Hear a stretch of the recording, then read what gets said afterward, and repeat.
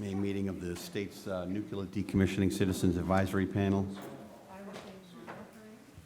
And the first thing we're going to do is do the roll call of members. So, Ms. Lambert? Jack? Mary? Mary, who are you and how did you get here? I drove. Mary Lampert, member appointed by the Senate President. Good to be here. Mr. Priest? Good evening. My name is Jack Priest. I work for the Massachusetts Department of Public Health. I'm the director of the Radiation Control Program. Seth? Hi, my name is Seth Pickering. I am the Deputy Regional Director of the Southeast Regional Office of Mass DEP in Lakeville, and I'm representing the Secretary of Energy and Environmental Affairs. Ms. Constantino? My name is Henrietta Cosentino, and I'm here. I was appointed by the Plymouth Select Board, and I live in Plymouth. Microphone.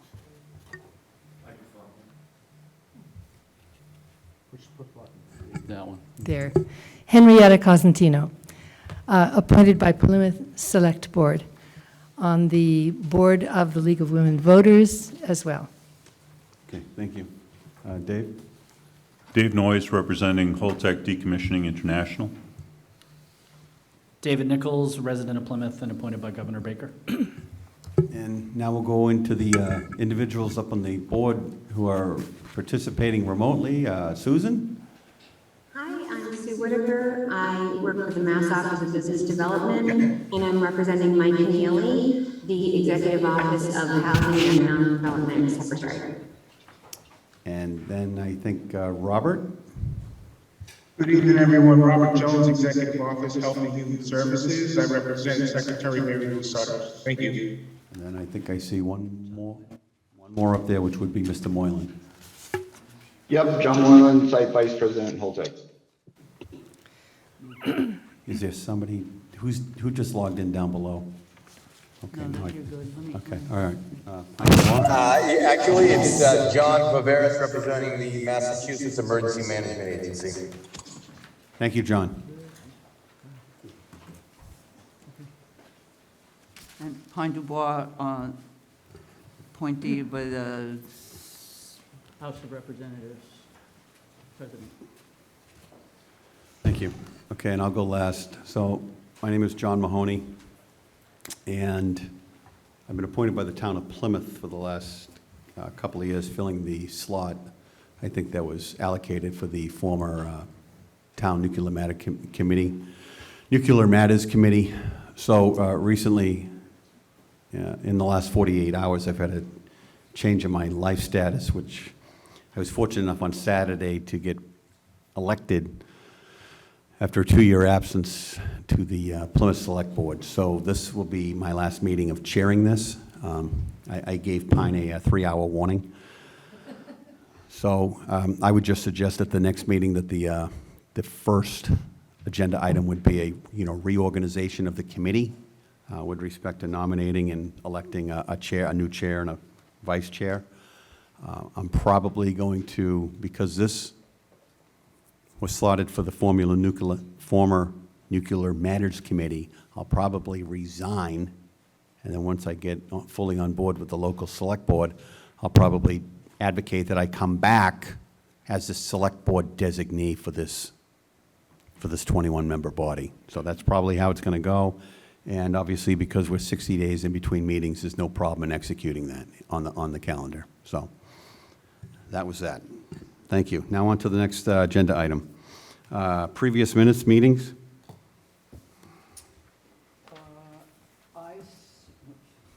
I sent out the draft minutes from Tori Kim. I made some edits that I knew about in terms of other participants, so guests in attendance. I also made some corrections as to the Ndcap members. So listed here was Ndcap members not present was John Flores. He has resigned last fall. Kevin O'Reilly resigned last fall. And Paul Smith resigned, I believe, in January.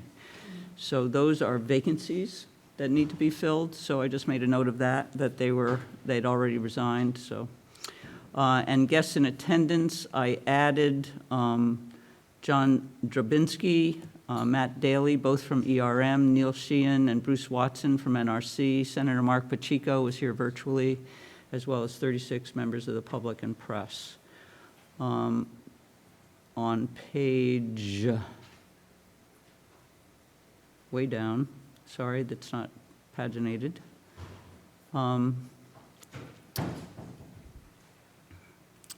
So let me see how to do this. In the whole tech update, page 2 of the whole tech update, I corrected the craft union. Mr. Noyes was talking about the issue of unions at the site, and it says the craft union did not have a contract, and I corrected that to be the laborers union. And he referred to the new company, and I clarified that that's HDI, is the new company. And Ms. Constantino was talking about the radioactive waste, and I corrected that to radioactive liquid effluent. Mr. Pickering provided an update for the interagency work group because there was no clarification as to what he was providing an update for. Regarding whole text noncompliance of paragraph 24 of the Commonwealth settlement, it's settlement agreement. I added agreement. And then there's a question that I had that I couldn't answer, which says, the state is aware that both US EPA and National Oceanographic and Atmospheric Administration have issued letters including their position on discharge of cooling water into Cape Cod Bay. I am not aware of a letter from NOAA, and so whoever has that or where that information came from, maybe they could clarify it now. Otherwise, I suggest we strike NOAA because I can send you that. you can send that to me. Who is it addressed to? I forget to who it's addressed, but I do have a copy of it. Okay. Can you send it to me tomorrow? Okay.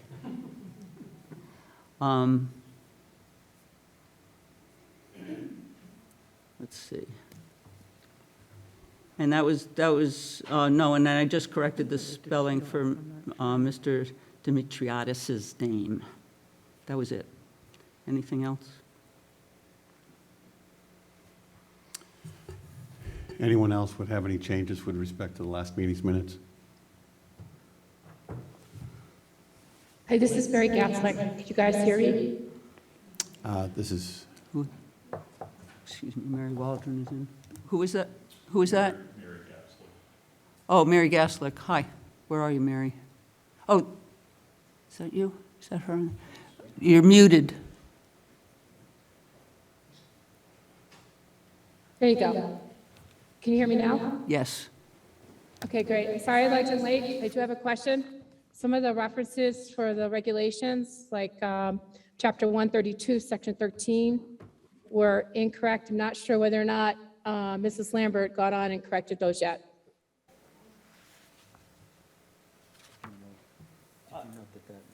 No one has mentioned them. Is it? Can you tell me where the reference paragraph is?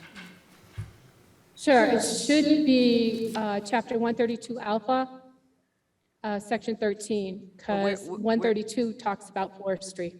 Where I can checked, it's in her comments. Lambert's comments? Mrs. Lambert's.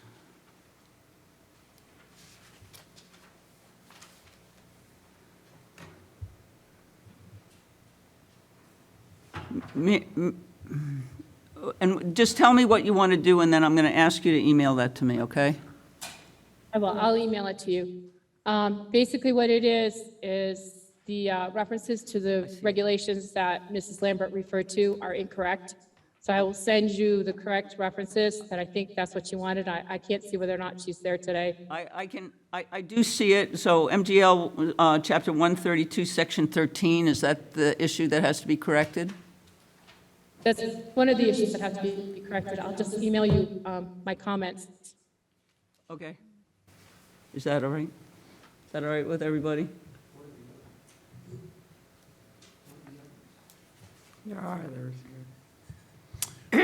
What are the other ones, Mary?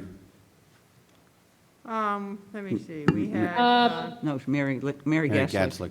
oh, Okay, that's like, this other one for the MGL, the other code that she talked about for the ocean sanctuaries, should be section 14. I think she said section 13. Yeah, I see it. Okay. Yeah, if you send it to me, I'll be Okay. sure to get it right, okay? Certainly I will, not a problem. She did. She showed up, she acknowledged that she zoomed in late, and her name is Mary Gatzlick. She's on the panel. She's a member of the 21 member. yes, and I'd make a request, Pine, that you send that to me so I can double check with, at home, with a whole list of regulations to make sure her correction is correct. Yeah. As soon as I get it from Certainly, her. Mrs. Lambert, I'll be happy to. Oh, great, thanks a lot. Math was never my thing, so numbers sometimes can get confused. Mr. Chair, I'll just make a motion that we table the approval of the minutes until the revised copy gets sent around. Is there a second? Second. All those in favor of tabling the minutes until the revised copy is, Aye. Pine, you and I? Mary, Jack, and Seth, what are your thoughts on tabling the minutes? Aye. Aye. Mary? Yes. Those at home? Yes. Mary Yes. Gatzlick?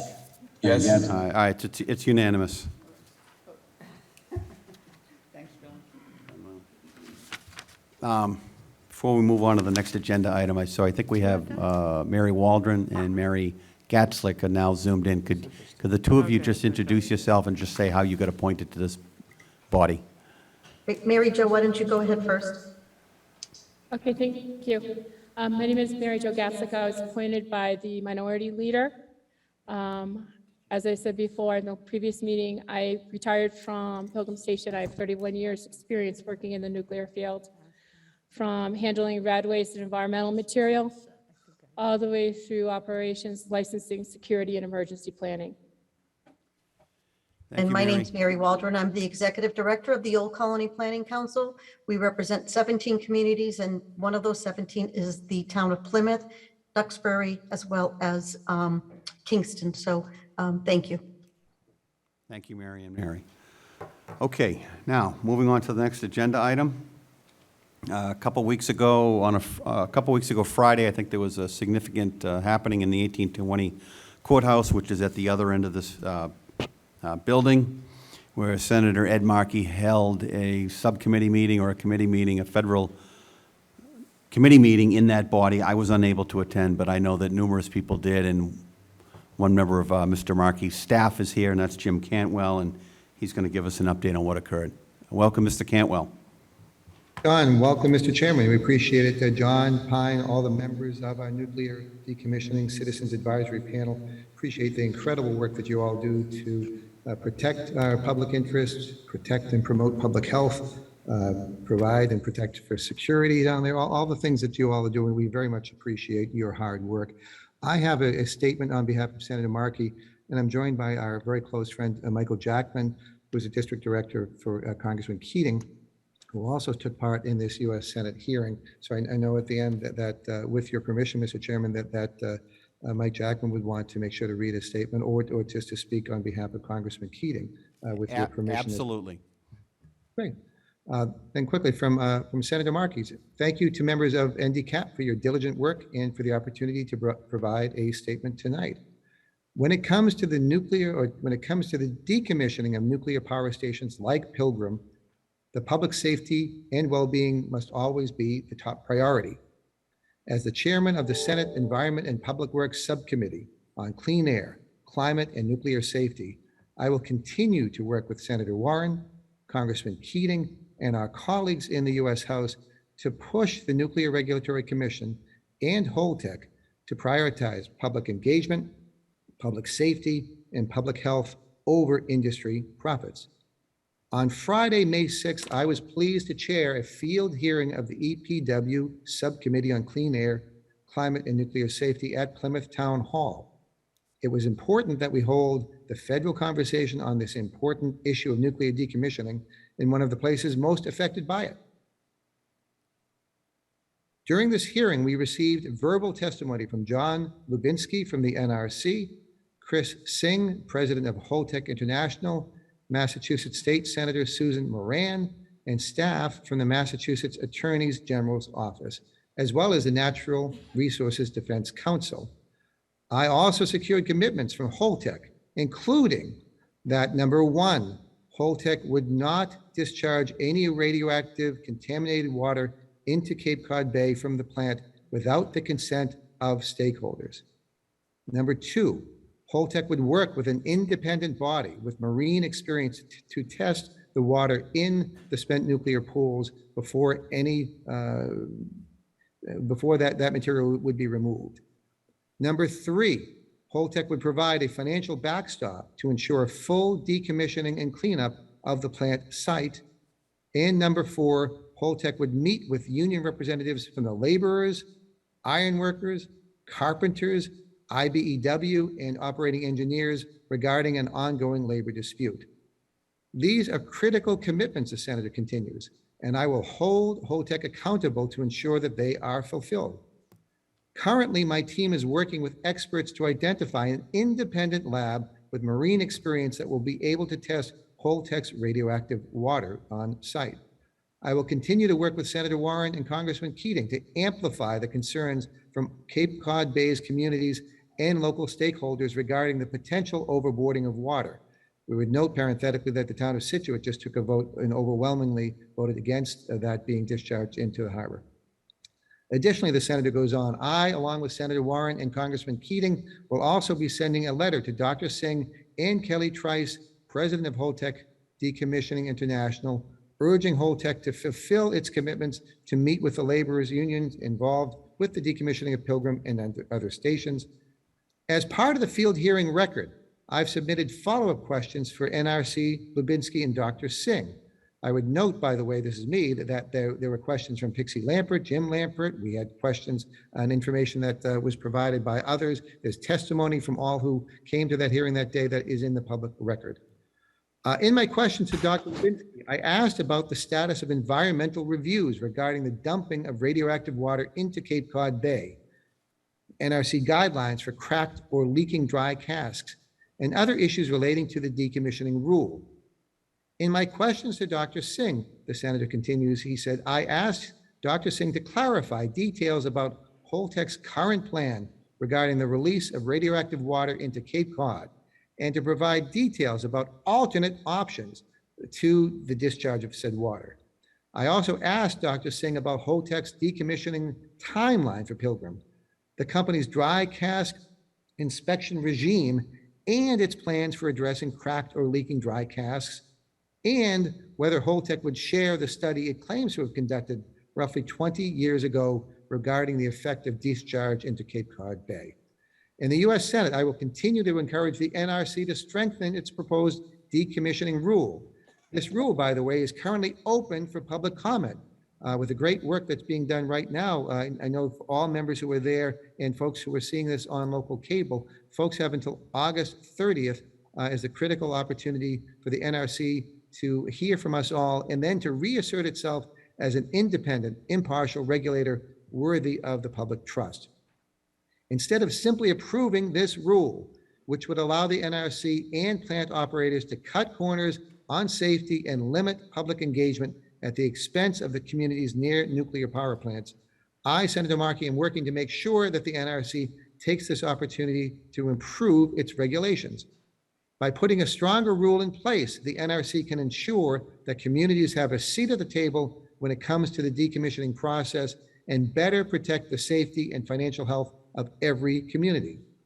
The families and businesses in communities with decommissioning nuclear power plants do not all claim to be nuclear experts, but they do have honest and legitimate concerns about how a decommissioning nuclear power plant affects their health, their safety, their livelihoods, and their local economy. It is well past time that the NRC and nuclear industry take their input seriously. The people closest to the problems must be those closest to the solutions. I thank you for your time in hearing this statement tonight and appreciate the opportunity to come before you.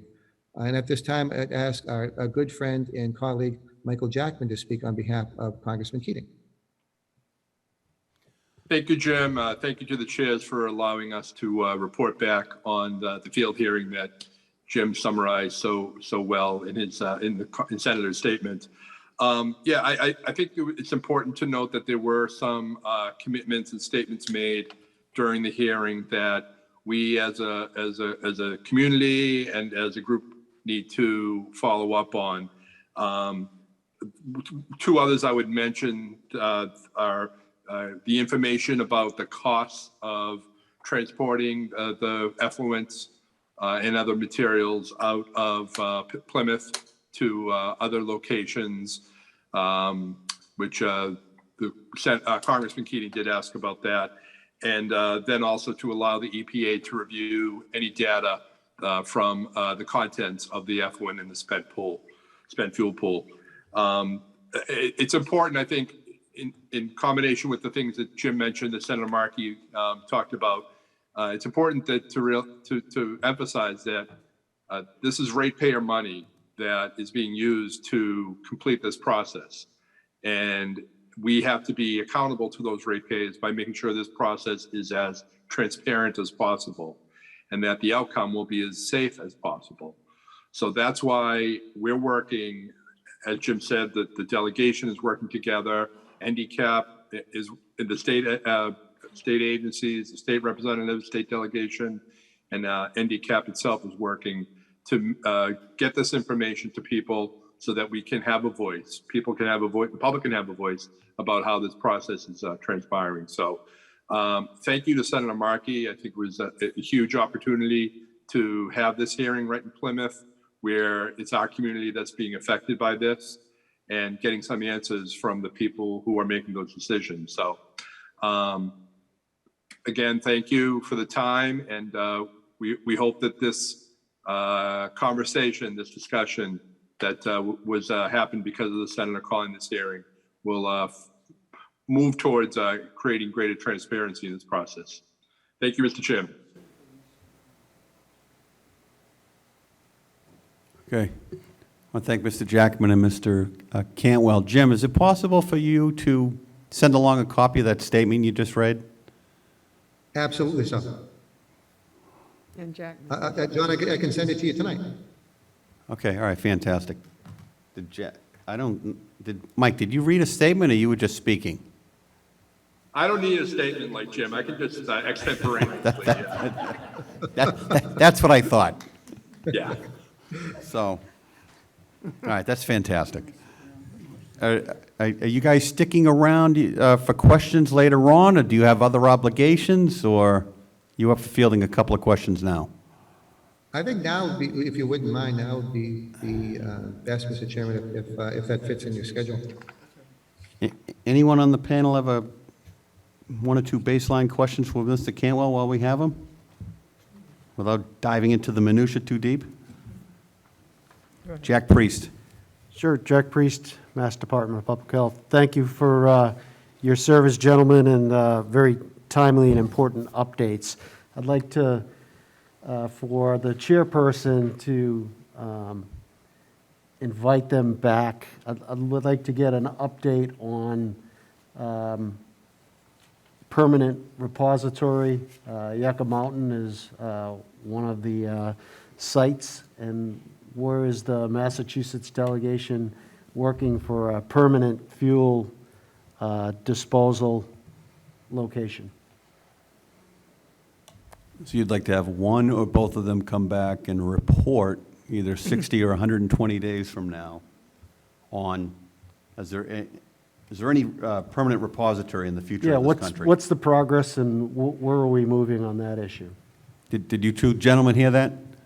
We would be Jack, be very happy to come back, because that was something that was discussed at the hearing, and it certainly has a great influence on what should be done with this dry cask storage in Plymouth, and the safety and the regimen of the review, because if that does not proceed, and the senator and Dr. Singh had gone back and forth, and the congressman as well, about the stance of some of the folks in Nevada about not having Yucca Mountain, that has great implications for us as far as the kind of work that needs to go into the dry cask storage and to the regimen of testing them and to the public health concerns. So we'd be very happy, Jack, to come back and to give a detailed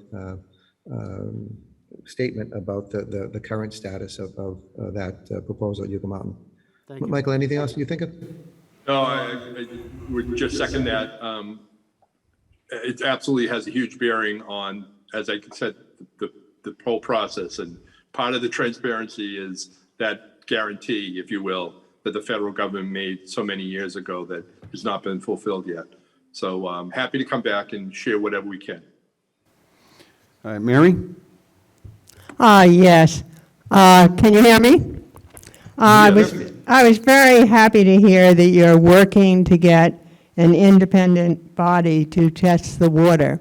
What I'm curious about, are you including in that they would get their own water sample as opposed to being given by the licensee? The reason being that if you skimmed the top of the spent fuel pool, it would be very clear.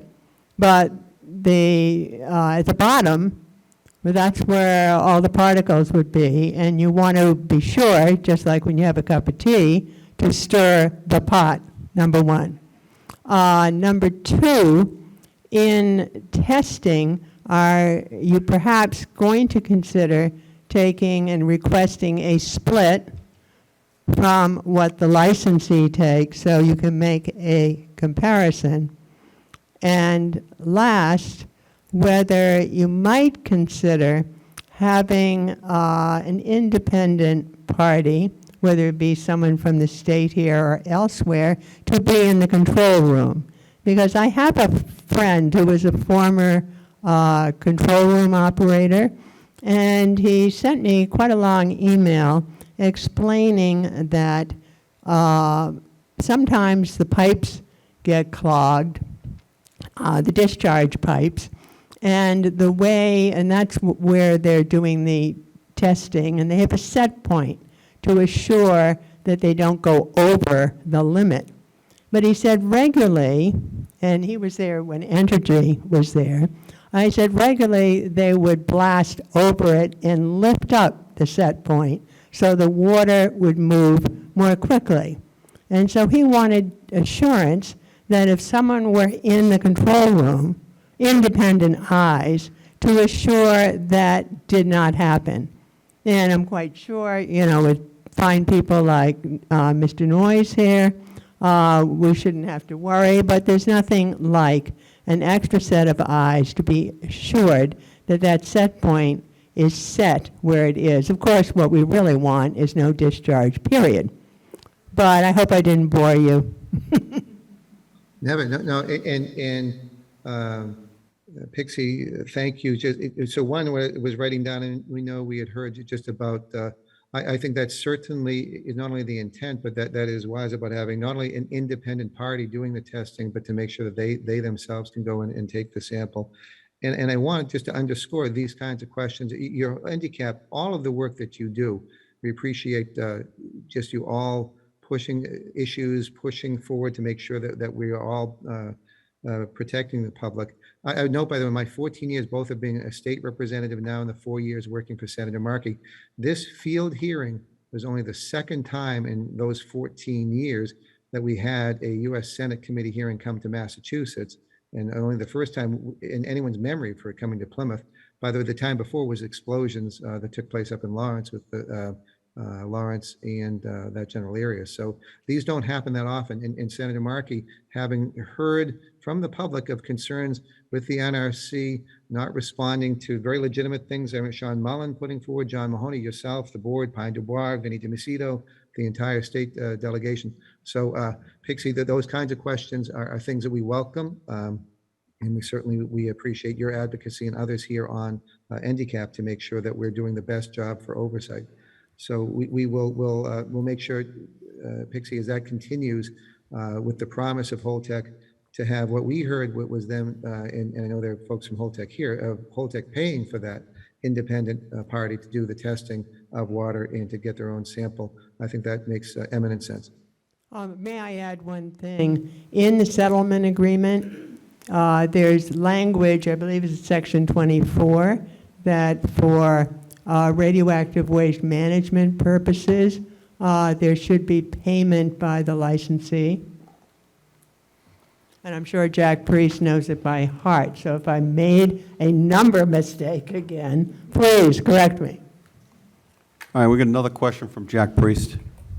So, Jim, you may or may not be aware that the Department of Public Health Radiation Control, we do some split sampling with Holtec for environmental samples, and that would also include, hopefully, we will not have to do any sampling associated with the spent fuel pool water because Holtec will decide not to discharge it. But if you're working with a third-party contractor, please keep my office engaged in that so we don't duplicate offices, and we can share some of our collection and analytical expertise with that third party.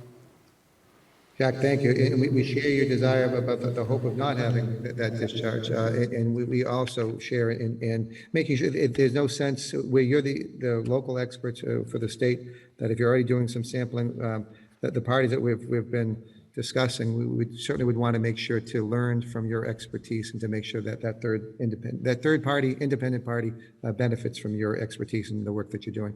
Right. I think there's an opportunity for Holtec to chime in and explain, at a later date, if needed, how those samples are obtained, how we ensure that there's uniform mixing prior to taking that sample, so you don't have, as Pixie was saying, stratification of the sample where you'd have like clean water on top and heavy metals or materials at the bottom.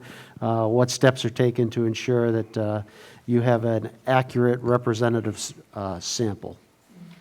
That's great. All right, we got another question from Dave Nichols. Yeah, thank you, Mr. Chair. Jim and Michael, it's good to see you guys, and thank you for joining us. Thank you. Jim, you referenced the nuclear decommissioning rule that's currently open for comment, and we often hear that Holtec makes decisions based on the fact that the NRC regulations allow them to do that. I wonder if there's any consideration about an oversight hearing in the Environment and Public Works Committee or another committee in Congress to look at some of the issues around that proposed decommissioning rule and to try and give some input into how the NRC is thinking about that before it becomes final. No, thank you, David. And you're absolutely right. That really was the purpose of the hearing that we had right here in Plymouth. And you were absolutely right that we should have significant oversight. And we did follow-up questions from that hearing. Dave, what I'd say, if you have the hearing period closed for questions to the NRC and to the parties, but we'd be very pleased with your expertise to learn from you if there are additional things that you believe for oversight of things that should be put to the NRC before that August 30th date closes. We're all ears and certainly would want to follow up on your valid concerns and your expertise and your instruction. Great, thank you. Thank you. Jim, I got one more for you. Did the 1820 courtroom meet the senator's specifications? Oh my God, John, you all should be so proud. We all are so proud. It just, when we were looking around for what would give the gravitas of having a U.S. Senate committee hearing, and that room was beautifully restored. I was telling the senator that I had been told that Daniel Webster argued cases there. Don't know if that's entirely accurate, but I'm sticking to that story. But it's so beautifully done. We appreciate the restoration, John, that you and I know others on the board helped to lead. But it was a great effort there, and very much. You should know, and my colleagues, Ben Thomas and Katie Morphel, I know, I think they're watching. I don't know if they're on it, but we were told by the Environment Public Works Committee this was the best hearing that they had done, and they've been doing field hearings all over. But both because of the welcoming nature of all folks from Plymouth and the professionalism of PAC TV and all here. And Mike, I think the Congressman was talking to the Senator afterwards about seeing how well the testimony went. So thank you for hosting, and thank you all for your great work here, because I think we'll get a far better product just from the lessons that we're learning here in Plymouth to make sure that we are sharing those around the country, and we make sure the NRC and all Holtec and others do the best job based upon the input that you provide. Jim, I don't think I'm speaking out of turn when I can tell you and the federal delegation that anytime you want to use those facilities, you're more than welcome. So no, thank you. I want to thank you and Mr. Jackman for participating tonight. Okay, thank you. Thank you. Thanks for having us. Yep, you're welcome. All right, move on to the next agenda item, which is an update from Holtec CDI. Pinch hitting for Patrick O'Brien tonight is Mr. Dave Noyes.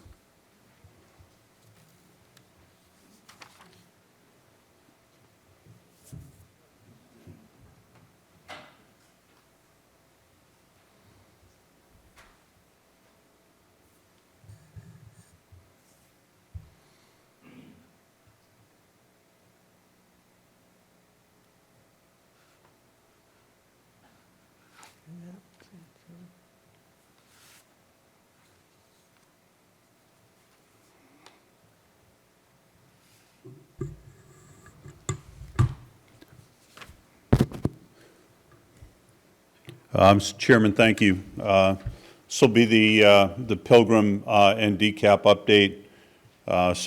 Status of the facility effective on May 23rd. This first slide, we call it our waterfall chart. People that have been here for these updates have seen it before. Essentially, it provides the major flow streams of work activities associated with decommissioning. Those specifically being our characterization of the site for future release, the dry cast storage campaign, our reactor segmentation efforts, also demolition and deconstruction efforts, waste management, and eventually site restoration. So our primary activity, or our critical path right now, are activities associated with removal of material from the spent fuel pool, specifically the spent fuel pool racks, which held the spent fuel during and after plant operation prior to it being moved to the ISFAC. Those racks are being removed from the spent fuel pool. They're being decontaminated and they're being shipped off-site.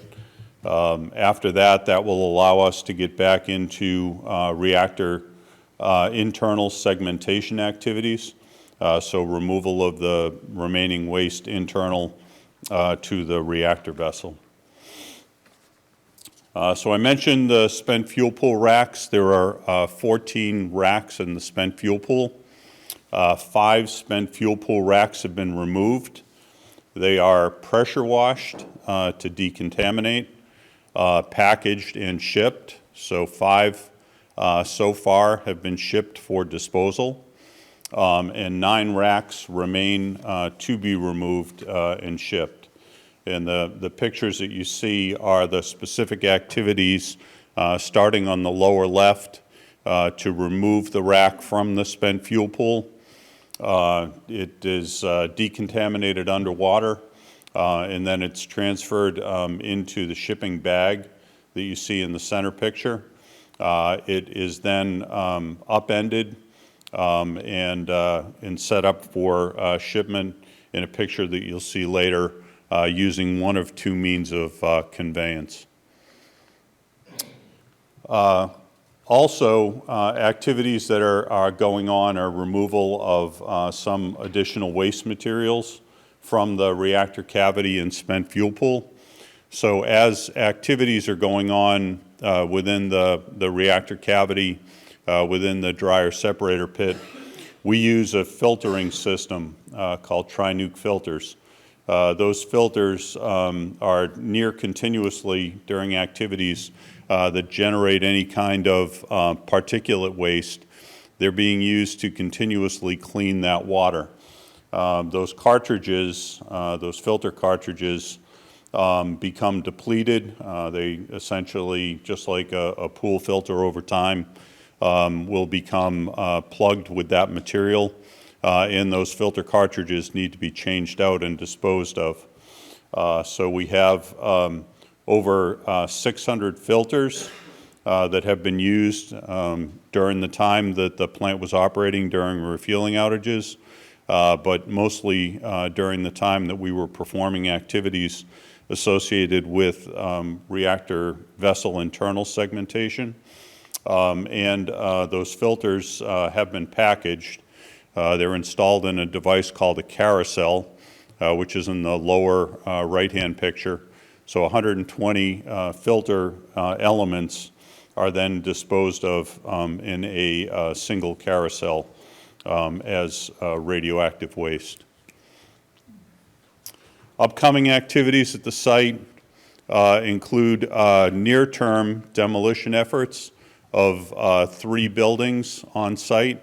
One of them is the trash compaction facility. That was a Part 37 radioactive waste staging facility that you see on the top. The executive administration building, which when the plant was built was the original administration building for the plant. And then finally the 2-story Butler building, which is a fab shop. So we have awarded bids to a vendor, and in July we will commence demolition of those buildings. This will be close to the end of the buildings that will be demolished down to their pad. So these are buildings without a below-grade basement or foundation. So these are these buildings will complete those activities that will be removed. Those buildings that are removed just down to grade level. Also, as part of near-term demolition efforts, in the month of June, we expect to remove 6 of the 8 remaining underground storage tanks that were part of the plant processes. On the upper center of the picture are the 2 emergency diesel generator fuel storage tanks. To the middle left are the station blackout diesel generator fuel storage tanks. The blue dot, kind of in the middle to the right, was the underground storage tank for the technical support center diesel. And in the lower portion of the picture was a fuel oil storage tank for that 2-story Butler building. We have engaged with a contractor that's done a lot of work in the area of underground storage tank removal. And in June, we plan on removing 6 of those 8 underground storage tanks. The 2 that will remain are the ones that are in yellow. Those are the auxiliary heating boiler tanks. Those are consumptive tanks, and they're used when it's necessary to run the station boilers for heating and prevent freezing. So this picture shows the current status and the near-term status for demolition. The red out buildings are the ones that have already been removed. The blue buildings are the 3 that we talked about earlier, the trash compaction facility, the administration building, and the 2-story Butler building. So that will take us to approximately, by footprint, about 70 to 75% of the on-site buildings will be removed in the near term, or will have been removed or will be removed. For an update on site characterization efforts, I think this committee has seen or this panel has seen this drawing before, but What it is the yellow drawing reflects the plant license property. Those are the 4 parcels, parcel 1 alpha, 1 bravo, parcel 2, and parcel 6-525. So those 4 parcels are the plant license property, and those are the portions of the site that are actively part of our characterization effort. So we have completed the initial characterization effort on the industrial area, which is parcel 1 Bravo. We have also completed sampling and analysis on the non-industrial license property, those 3 other parcels. And that is a total, the 3 other parcels are a total of 383 acres, just for comparison. We have made reports to the Massachusetts Department of Environmental Protection regarding the findings in both the industrial and non-industrial properties. We have identified some sample results that are slightly above the Massachusetts contingency plan thresholds for specific sample results. Those reportable concentrations have been made, and within the last 60 days, we identified from the parcel 1 alpha, the industrial portion, we completed our Tier 1 report, our Tier 2 plan, and those were submitted to Mass DEP, and the 120-day reporting requirements for the non-industrial parcel. So just to give you some idea, when I say that the items were just above the reportable concentrations, one of the items of concern were PCBs that were identified. The reportable threshold is 1 milligram per liter, and we had identified samples at 1.12 milligrams per liter, which was the highest value that we saw on site. For a regulatory affairs update, we submitted our annual radiological reports. These were for calendar 2021. The annual radioactive effluent release report identifies quantities of radioactive isotopes released in liquid and gaseous releases for the calendar year. And the annual radiological environmental operating report provides a measurement of any radioactive material that's found in the environment based on sampling. The results of these 2 reports identified that the hypothetical exposure to an individual member of the community external to Pilgrim Station, worst case, could have received 0.30 millirem per that calendar year. So we've talked about the millirem of radiation and some of its comparisons. 0.30 millirem is an extremely low number for dose to an individual that would be beyond the site boundary.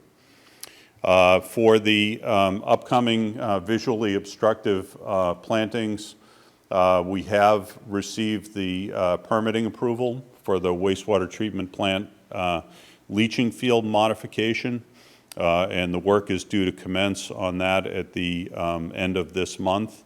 And we anticipate that by the end of the summer that the plantings will be in place. For waste management, we continue to ship waste as expeditiously as possible as it's generated. It's one of our goals not to have the waste remain on site for an extended period of time because of the potential liability that's associated with that. So through calendar year 2022, We've disposed of over 26,000 cubic feet of Class A waste and 62 cubic feet of Class B and C waste. For the course of the project, it's almost 87,000 cubic feet of Class A waste and 190 cubic feet of Class B and C waste. You can see on the bottom of the slide the remaining shipments that are planned for this year.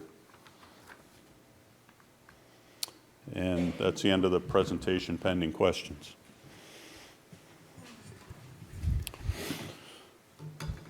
Henrietta. Let's see, a couple of questions. This may sound like it's probably a naive question, but you said that the decontamination of the racks is done in water. Yes, that's right. So the racks are contaminated and they're in water, Yes. and then water is introduced into the water that they're already in to scrub them? Or how do they get decontaminated while in water? And what happens to the contamination? Does it then stay in the water and add to the contamination of the water that will then remain, which you don't know what to do with yet, which nobody knows what's going to happen. The method of decontamination is hydrolasing, so we're using pressure washers. Pressure washers. And that will remove loose material, metal byproducts. Those tri-nuke filters that I mentioned before are very efficient in being able to locally remove that particulate material. They're not 100% efficient, so some amount of that material remains in the water. But it's very important to realize that the water volume that is in the spent fuel pool is not the water that is going or that could potentially be discharged. That water will be physically treated both through filtration and through demineralization, and will be recirculated multiple times to ensure that we have a representative sample. So it's not as if there could be any way to game the system by pulling a sample off the top of the spent fuel pool. The water will be treated, it'll be lowered to treated water tanks. Those treated water tanks will go through several recirculation efforts using scientific principles to be able to draw a representative sample. Okay. I think I have other questions, but I'm going to let Mary take it from here. Yes, before you ship those filters, Yes. do you have to analyze them? Do we have to? Yes, we do. We have to know what the constituent concentration of the radiological isotopes are. Could we have a preview then? Because clearly that would be somewhat indicative of what could be in the pool. And so if you provided Mass Department of Public Health and this panel with what you found, and then we could get a clue of coming attractions and how it either a lot lower or a lot higher. To a large extent, the constituents that are in the pool are not of consequence. And the reason why I say that is because the water will be treated both through filtration and demineralization, and it will not approach the water that currently exists, if that makes sense. I mean, we're talking about water that would be highly purified. I understand what you're saying, but I think it certainly would be academically interesting to know, because you already have that information. It's very important to us because it's how we're going to design the resins and the polishing system to remove what we need to remove. Well, the request remains to provide it to my two buddies here, Seth and Jack, and a copy to the committee, if that would be possible. And the second question is, you've shipped a lot of waste off-site. Have there been any accidents? No, there have not. And so therefore, we could, probably a takeaway is shipping the water probably wouldn't have an accident either. I was just thinking that, it's someone's driving record. Yeah, there are a lot of differences between transporting a liquid and transporting a solid. just because of the ability of a liquid load to shift en route, which is not very likely with a solid load or solid material. But the historical safety of transporting both liquids and solids has been very good in this country. That's good news. Thank you. Oh. and Mr. Chairman? Yes, Mr. Just Pickering. a quick question. Dave, on the underground storage tank removals? Yes. You'll be working actively with the local fire department? Yes, we will. Yeah, they have jurisdiction over the removals. The permitting authority will be through them, and they will be performing the sampling after the tank is removed to verify that there hasn't been any leakage. And the types of, testing, identifying what type of materials might be in there and cleaning of those tanks before removal? Yes, yeah, the tanks by process are cleaned prior to removal. The two of the tanks are double wall poly tanks. The remainder of the tanks are current with respect to their testing. So testing for cathodic protection, testing for integrity, testing for overfill protection, all those have been done through the operating history of the plant. Thank you. Henrietta, one more? Yeah, one more. I just And then Dave. wondered where you have been sending the material this year, all the, what was it, 26,000 cubic feet of Class A waste, for example, and then the lesser amount of B and C? Yeah, that's gone to WCS in Texas. In Texas, okay. Yeah. And if you were then to decide to ship the water, figuring out, of course, a way not to have it shift too much. If you have full tanks, I would think that wouldn't be too difficult. Where would you send it? We're still evaluating that. So there are options for places to send it to. Yeah. And we're evaluating those means of being able to transport either by truck. Some places can transport liquids using essentially like large carboys. They use large enclosed volumes that can be carried on cars or on trucks. Other ones would require the transport via road to rail, as VY does. VY is fortunate that they have local access to a rail spur that allows them to be able to transport 20,000 gallons at a time. Okay. But it's been now 5 months that you've been presumably evaluating places. How much longer will it take before you have settled on a place or a potential place? Yeah, I think we've been consistent that sometime toward the end of the third quarter or early fourth quarter of this year, we'll be able to brief the panel on our decision-making process and the pros and cons of each of the three options. And now we've added the fourth option of potentially leaving the material on site for an extended period of time to allow the tritium to decay. Oh, that was going to be my next question. Okay, thank you. So Dave, following up on that last statement. Yes, sir. So in a perfect world, you're looking at the meeting in late September. You might have an agenda item then where you're presenting how each of those four break down the pros and cons. That's right. I mean, and certainly no later than Thanksgiving, correct? Yes. Yes, that's correct. Okay. Mary, one more. Yes, just to be sure, I think I have the answer, however.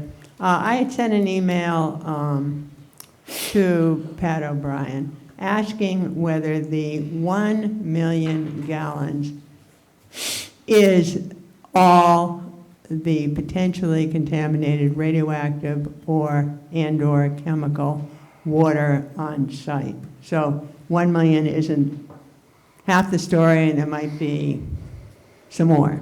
So is that all, every drop of water that we're talking about? It is. About 1.1 million gallons would include the existing inventories within the dryer separator pit, the spent fuel pool, the torus, the reactor cavity, and systems within the plant. Okay, good. Thank you. Pine? I'm sorry, Dave? Fine, go ahead. Just a quick question. On all of those underground tanks, that's diesel fuel, I assume? Yes, they are, yeah. Thanks. Dave Nichols? Yeah, Dave, just a couple quick questions on the site decharacterization study. Yes. I think you've mentioned this before, but I just want to double check that you didn't find any radiologic material in any of those site characterization locations, right? Nothing above what had been seen as natural background historical fallout. So we did not see any radiological anomalies in either of the parcels of the licensed property. Okay, and then for the non-radiological contaminants, and I recognize that they're pretty small levels, it sounds like, were there any in there that surprised you that were not consistent with an industrial site?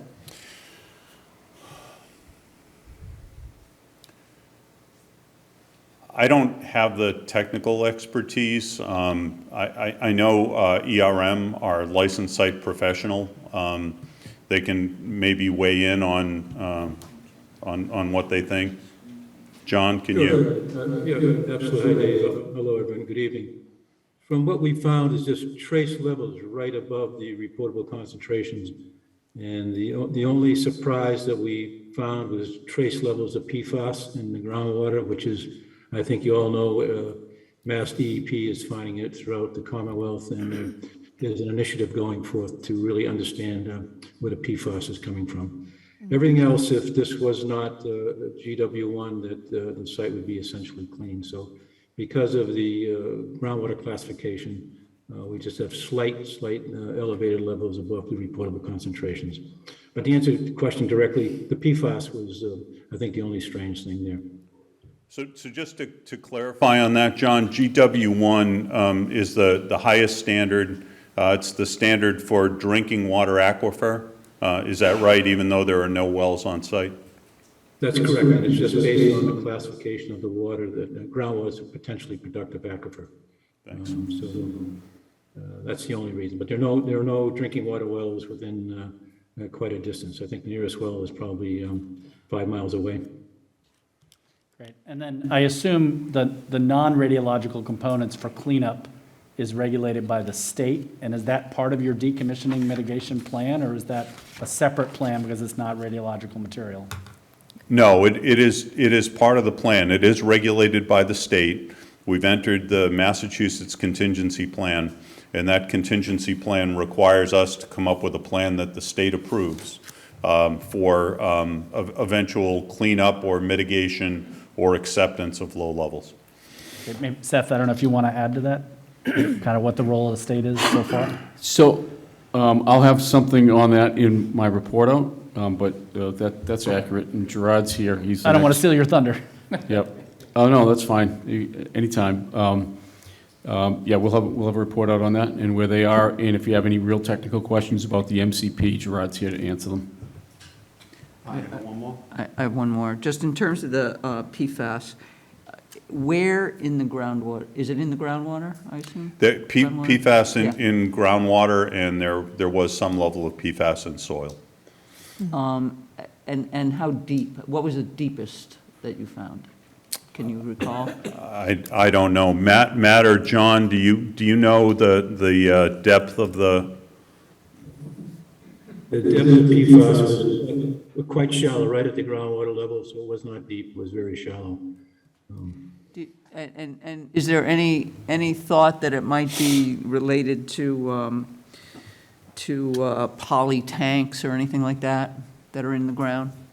Right now, we're in the evaluation stage. We really don't know exactly where it came from, and that'll be part of the MCP process to understand the source and the nature and extent of the PFAS. But as we said, the levels are just slightly above the GW1 standard, and there are only, I think, 4 wells that we see PFAS in right now. So we have some work to do. We'll figure it out, but as I said, the levels are quite low. And I believe they were fairly uniform at different areas of the site, not necessarily restricted to just the industrial area, but also within the licensed non-industrial area that is up gradient from the plant. That's correct, Dave, that's correct.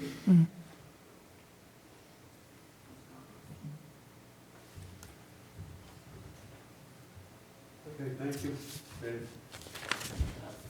Dave, when you send that to me, is there any chance you could give me better quality on the pictures? I couldn't read some of it even on my screen. Yes. Okay, Yeah, thanks. Or I can't, but I'm sure Mr. O'Brien. Thank you.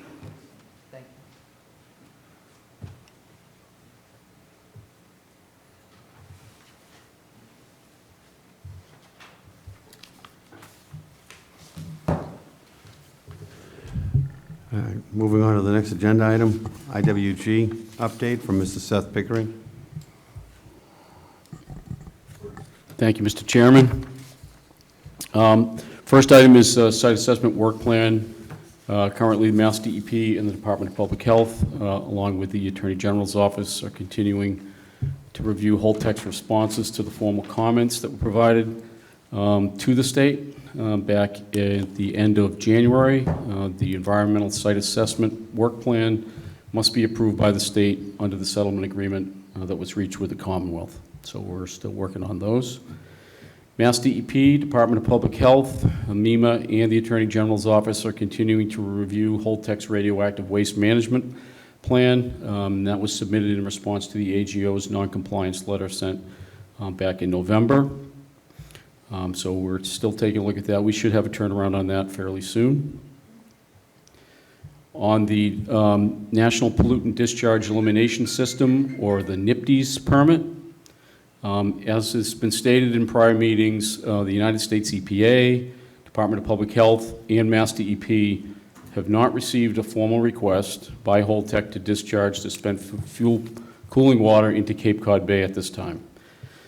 If such a request were received, including sufficient analytical information to make a determination, EPA, DPH, and Mass DEP would review and provide a determination to Holtec on the necessary next steps.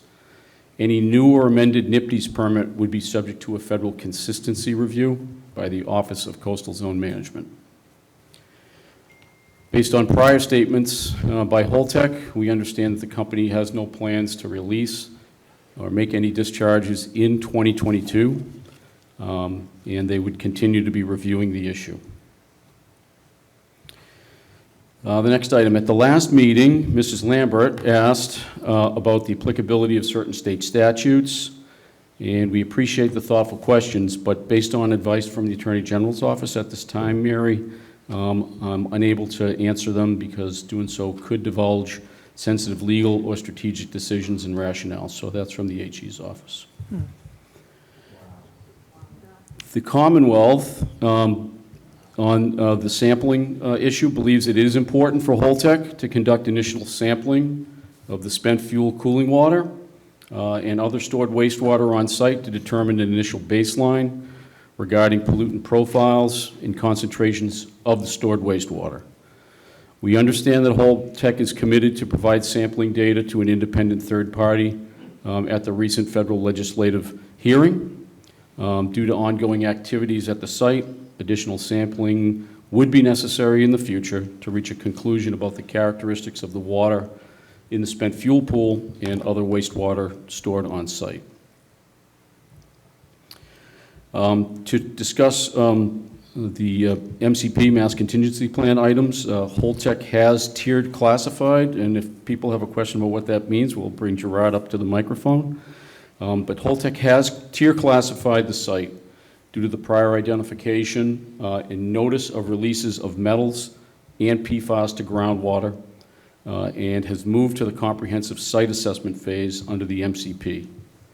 Holtec must now begin comprehensive response actions under the MCP until a permanent solution is reached, which is defined by the Commonwealth Settlement Agreement with Holtec to mean permanent solution with no conditions. In addition, releases of non-radiological oil and hazardous material that may occur or are discovered as structures are removed at the site. Any of those types of releases would have to be reported, and response actions would need to be completed as required by the MCP in settlement agreement. So if they run into any complications, have any spills during any of the demolition at the site, they're going to have to follow the MCP requirements. The asbestos section at DEP continues to be actively engaged in overseeing the demolition activities that are ongoing, and we are regularly meeting with the company to manage the asbestos discovery, identification, and abatement and removal process moving forward. We've had a number of different of the buildings contain asbestos material. We continue to work actively with Holtec to survey buildings that are scheduled for demolition, identify if there is asbestos-containing material in those buildings. If there is, have it abated, and make sure that everything is done in accordance with the regulations abatement-wise prior to any demolition activities. On public safety and MEMA, MEMA is continuing to work with the local partners on public safety planning. A Pilgrim working group meeting with the licensee in the former emergency planning zone communities was held back on April 19th. The participants included Holtec, MEMA, Town of Marshfield, and Town of Kingston. And the meeting focused primarily on decommissioning activities at the site, with Holtec presenting a slide deck to update the group. MEMA also notes that the NRC has proposed amendments to regulations related to decommissioning, and that was obviously a big part of the hearing that the Senator and the Representative held, and is inviting public comment by August 30th of 2022. MEMA and the Attorney General's office are reviewing the proposed amendments. And that's my report. Jack? Hey, Seth, for members of the panel and people in the audience tonight, the no conditions is the most restrictive, most conservative solution as part of that MCP. Could you just share a little bit about that, what that actually means? So I'm going to ask Gerard to address that one, because that's in his area of expertise, and Sure. that is not mine. So, Mr. Chairman, is it all right for Gerard to come and speak? Gerard, what brought you into the building tonight instead of zooming in? What's that? You showed up here tonight as opposed to zooming in. I came last time too. Oh, okay. So Gerard Martin is Deputy Regional Director in the Lakeville DEP office. He's currently the Deputy Regional Director for the Bureau of Water Resources, but he has extensive experience in the waste site cleanup area.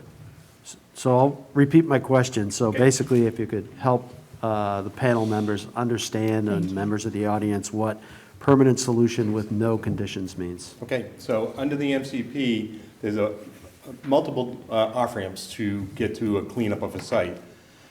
And probably one of the most common one is a permanent solution with a condition where you put an activity and use limitation on the property because some contamination is left behind.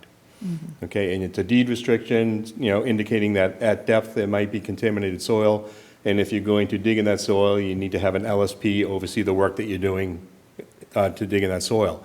Under the settlement agreement, the requirement for Holtec is to get to a permanent solution without any conditions, without activity and use limitations, to get to a permanent cleanup that it's like the plant was never there with respect to oil and hazardous materials, non-radioactive. There is one clause in the settlement agreement that if they get to the end point and they think the only thing they can do is a permanent solution with conditions, they can only do that with our approval. So we would have to look at that at the time. If this were a normal MCP site, they would just file the permanent solution with conditions, and we would look at it and make sure it fit the definitions. The settlement agreement makes them go a little further. Fine. Gerard, does that include tritium in the groundwater? That's not regulated under the MCP. It is? No. Oh, it's not. So it's strictly NRC stuff? It's for the metals, the PFAS, Correct. and Okay, if, thank you. they find any Thanks. oil. Anything else on MCP or water quality? Hold your eyes up. I don't see any hands, Seth. Thanks, John. Mary? This is on a different subject, but I think it's appropriate for the IWG. I received this information. I'll give you a quote. This is a quote. This is Charlie Baker calling about oyster farming in Pilgrim. The good news is that the whole thing is on hold. There's apparently a lot of back and forth going on between the federal government, the firm that's decommissioning the plant, and the Commonwealth. And there doesn't seem to be any solution. Nothing is going to happen anytime soon. The second thing is, if something were to happen, it doesn't happen on shore. They basically take it out into the middle of the ocean and use some sort of process. And apparently this happens all over the world.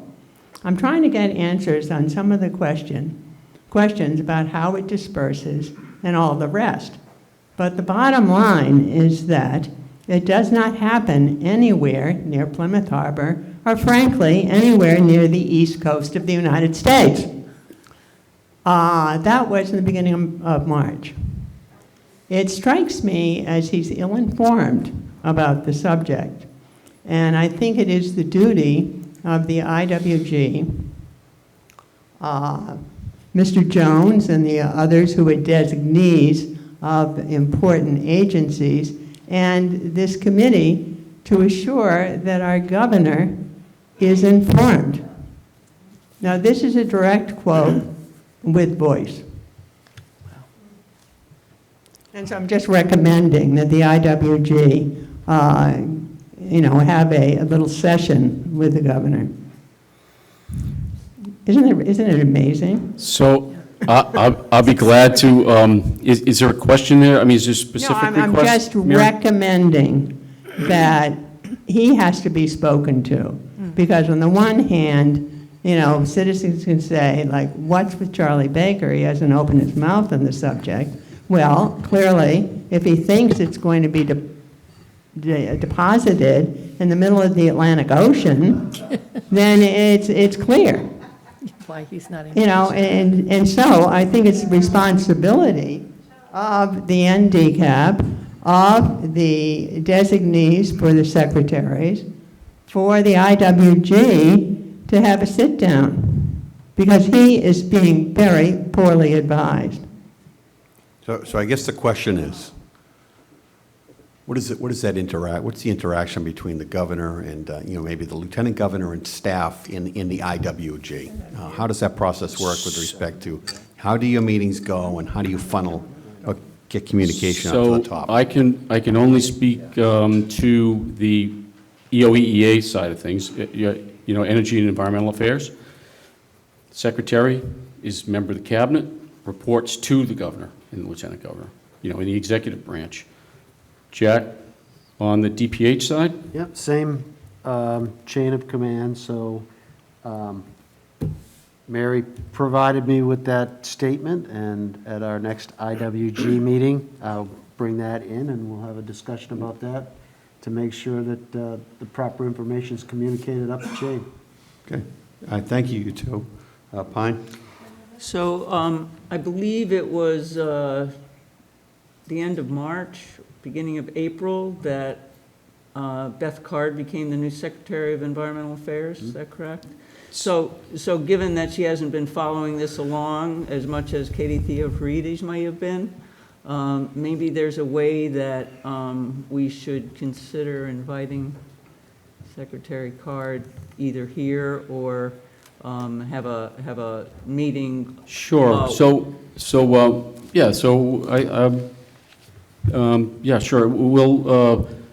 I'll report back to Tori to start. Tori is still in her same position. She reports directly to the secretary, and we will express Mary's concern and desire for possibly updating the governor's office on where things where they are now. Oh, that's great. I appreciate it. Okay. Yes, and since this seems like the right opportunity, the right moment, since we're talking about getting to the governor, I would like to read a letter. I've been asked to read a letter that was composed by Save Our Bay, which, as I think you're all aware now, is a collective of concerned organizations working to make sure that the release of radioactive effluents does not happen. And this is the letter. It's addressed to Christopher Hansen, but should also go, of course, to the governor. Chairman Christopher Hansen. Dear Chairman Hansen, we are writing to you regarding the urgent matter of Holtec Decommissioning International plans to dump 1 million gallons of radioactive wastewater into Cape Cod Bay. Senator Edward Markey, Senator Elizabeth Warren, and Representative Bill Keating, along with our staff and local representatives and town boards on the South Shore and Cape Cod, have called on Holtec not to dump any radioactive water into our bay. There is a huge public outcry to halt Holtec's plans. There is a way you can help us to prohibit this dumping that would harm our families, damage the local fishing and shellfish industry, hurt the coastal real estate and tourism, harm the habitat of marine life, particularly the endangered right whale, and violate our right to safety. Local economies would be devastated, as would our environment. 10 CFD 20.1310F states, the Commission may impose additional restrictions on radiation levels in unrestricted areas and on the total quantity of radionuclides that a licensee may release in effluents in order to restrict the collective dose. We request the NRC implement this regulation to prohibit Holtec from dumping into Cape Cod Bay by restricting the amount of radionuclides in the effluent to 0. In addition, Holtec cannot meet the ALARA, as low as reasonably achievable, requirement by reducing the amount of radioactivity in Pilgrim's contaminated water before it is dumped into the bay or by evaporating it on site. NRC's backgrounder on tritium states that, quote, in principle, no dose should be acceptable if it can be avoided, unquote. New Reg/CR-2907 VO24 1.2 states, quote, maintaining radiation doses from radioactive effluents as low as reasonably achievable, ALARA, is an NRC requirement. Holtec can avoid any doses and meet the ALARA requirement only by using its other option, transporting the contaminated water to an off-site radioactive low-level waste facility for containment. NRC also states it supports no threshold, no safe dose, as does the National Academies of Science in their Biological Effects of Ionizing Radiation 7 report, the BEAR report. Science tells us, and we can all agree, there is no safe dose, particularly for the fetus, infant, child, and female. We respectfully concur that these NRC positions clearly lead to shipping and containment, not dumping Pilgrim's 1 million radioactive gallons of radioactive contaminated water into our ocean sanctuary. Damaging impacts would ripple throughout our community when a viable option is available to avoid such consequences. With the option to truck the water to a licensed facility, as Vermont Yankee chose to implement, there is no need to contaminate our fragile and precious Cape Cod Bay. Currently, dumping into the bay is still part of Holtec's business plan for discharging the contaminated water. This plant must be removed.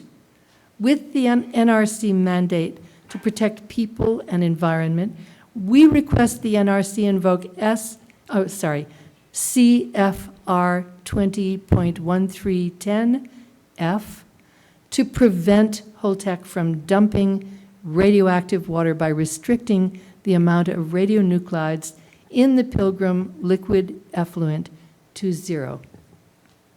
In addition, Senator Ed Markey, Senator Elizabeth Warren, and Representative Bill Keating, along with state and local elected officials, including the Plymouth Board of Health, stand against any discharge into Cape Cod Bay. Senator Susan Moran, who represents Plymouth, has been clearly outspoken against any discharge into the bay. Can we schedule a virtual meeting with you to have a conversation regarding our concerns and rationale? We look forward to your response, as this is a timely matter. For Save Our Bay Coalition, Diane Turco, Director, Cape Town Winders, Mark DeCristoforo, Massachusetts Seafood Collaborative, Mary and Jim Lampert, Pilgrim Watch, Henrietta Cosentino, League of Women Voters of the Plymouth area, with copies to Senator Ed Markey, Senator Elizabeth Warren, Representative Bill Keating, Governor Charlie Baker, Attorney General Maura Healey, Secretary Kathleen Theoharides, Energy and Environmental Affairs, Senator Susan Moran, Senator Julian Cyr, Senator Patrick O'Connor, Senator President Karen Spilka, House Speaker Ronald Mariano, Representative Josh Cutler, Representative Kathleen Lanatra, Representative Dave Vieira, Representative Dylan Fernandez, Representative Kip Diggs, Representative Timothy Whelan, Representative Sarah Peake, John Mahoney, co-chair, Ndcap, Pine Dubois, co-chair, Ndcap, Dr. Barry Potvin, chair, Plymouth Board of Health. And I have copies here. Yeah. Thank you, excellent. Seth, great job. Thank you. You can sit down now. Thank you. All right. And it seems to me it would be appropriate for the Ndcap panel to endorse this letter as an advisory panel to Charlie Baker. Are you going to update the new secretary? Yes. Take off Ms. Theoharides. You're going to have to edit that. Yes. Can you? All right, we're going to move on to the next agenda item. Okay. You can come back during public. Okay. So next agenda item is number 7. So state and federal agencies, contacts and roles in decommissioning, storage, disposition of radioactive waste and hazards for future meetings. Pine, you want to lead off on that one, please?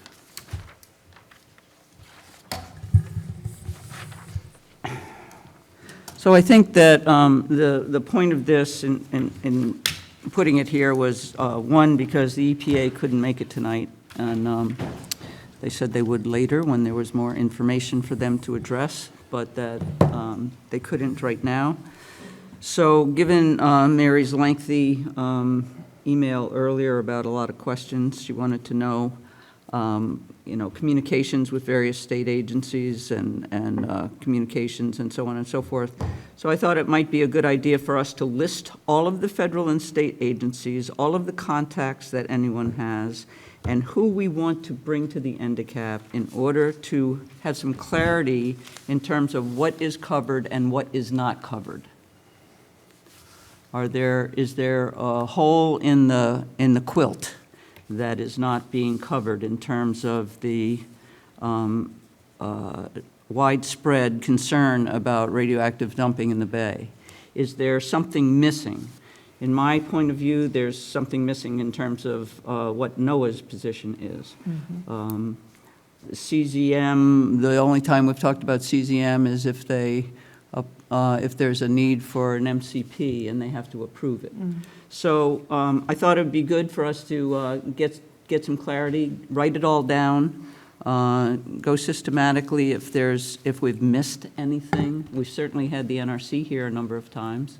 I've had quite a few conversations with the EPA, and I know that the IWG and DEP does as well.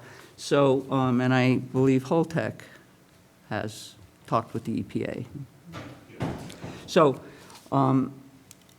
so that's what that agenda item means. I can start with a list of agencies that I believe are involved, and anybody can chime in terms of what's missed. How's that sound? So I have EPA, the National Marine Fisheries Service. Now, only today did I get a contact for the National Marine Fisheries Service. They have a regional office in Gloucester. I was given the name of the branch chief for the endangered species and habitat and species that would relate to Cape Cod Bay. I haven't been able to talk to her yet, but her name is Julie Crocker, if anybody wants to know. That is who EPA will be talking to relative to the spent fuel pool water and any other issues that come up, perhaps with another NIPTES request for a permit. The Massachusetts Department of Marine Fisheries, because I've had contact with them relative to work that's been done over the 50 years that the plant was operating, I believe. And certainly the last 20 where a diver from the division has gone into the discharge canal. So we can get information. There are reports, we've talked about this, there are reports that were written in terms of, you know, what species of fish have been collected, whether there were any concerns relative to the sampling that was done. There are reports that are in the library, and there are reports in the Plymouth library, that is, and there have been reports over time for that. But what is going on right now is a little less clear. Whether there's any conclusion that can be drawn in terms of public concern relative to the, and legislative interest relative to the potential discharge of the industrial water, I don't know. So we could call them in and have a panel discussion on that. Coastal zone management, as I said, the only person I really know there right now is Jason Bertner in our region. I don't know if DEP has another contact that you think we should reach out to, or if there's somebody else in CZM that we should reach out to. We can check. Hmm? We can check. DEP, I assume, Seth and Gerard, you guys won't abandon us halfway down the road or anything that? Not going anywhere yet. I think Gerard should tell us sometime about his experience at Yankee Row, because he helped decommission that place, so this is not his first rodeo either. Department of Public Health, MEMA, and the NRC. Is there anybody else? I think we heard from Seth tonight, clearly the AGO is involved. Yeah. The Attorney General, you mean? Attorney General's office Yeah. is involved, but basically, in any of Yeah, we know the these AGO, yeah, recommendations yeah. are obviously handled. And I believe, Seth, you told. Are you suggesting the AGO because of the legal stuff or anything? I'm really for two reasons. Jim, you might as well get up to the microphone.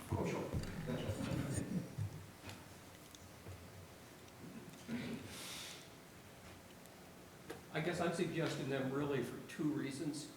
The first is that if any action has to be taken to There we are. Have I made it? MIT education.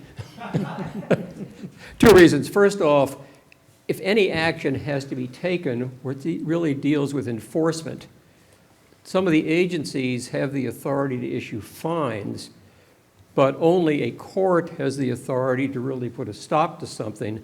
And my understanding is that the AGO clearly will be responsible for taking that action if anyone does. And the second reason is, and you've probably heard me on this saw before, that one of the provisions in the settlement agreement says that Holtec agreed to comply with all state standards and regulations, basically environmental and health.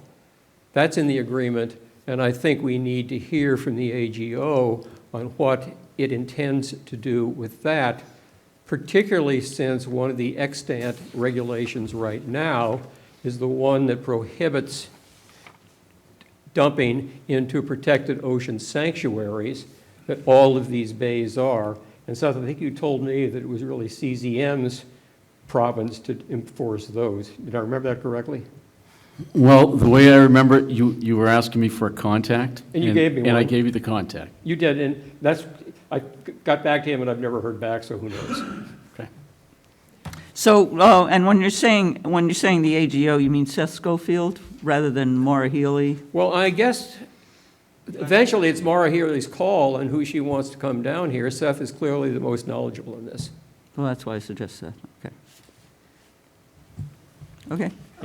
Pine, one of the agencies, I'm not sure we need to hear from them, but they're involved in the regulation, I'm pretty sure, is the Department of Transportation. And I think Yeah. they govern the shipping and Yeah, what they the do. containers are. Is that right, Dave? It is, and I might make the suggestion that we take a look at. Are we talking federal or state? Federal. Federal. So in the state, Radiation Control Program is the regulatory agency for Department of Transportation-related Would you repeat issues. that, please, Jack? So in the state, the Radiation Control Program for the Department of Public Health is responsible for the DOT Oh, good. regulation implementation. So you. That's correct.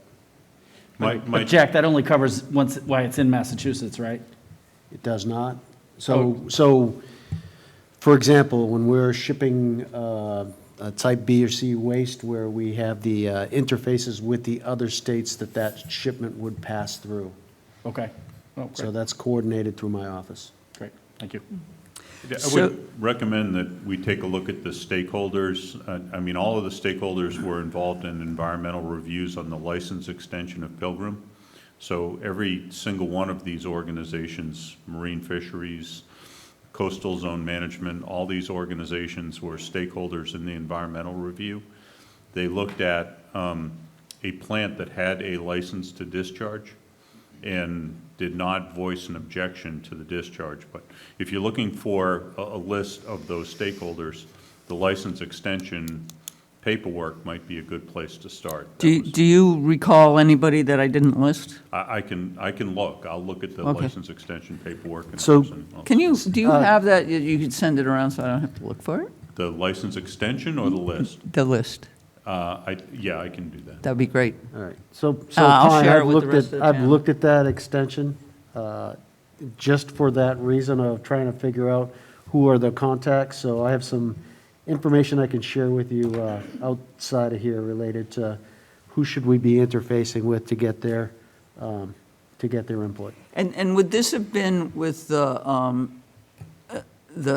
2012 license extension? Is that what we're Yes. talking about? Okay. Henrietta?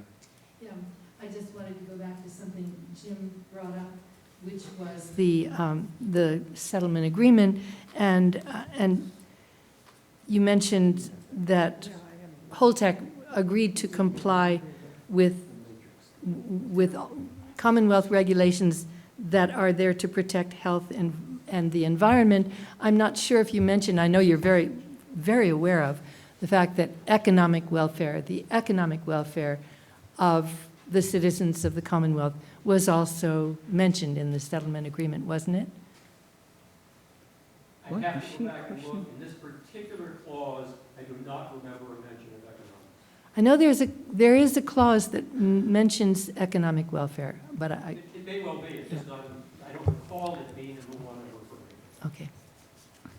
So federal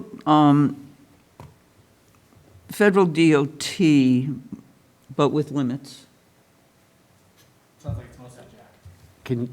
Can you ask that question again? So I didn't fully understand what you're asking. I'm not, because it wasn't a full question.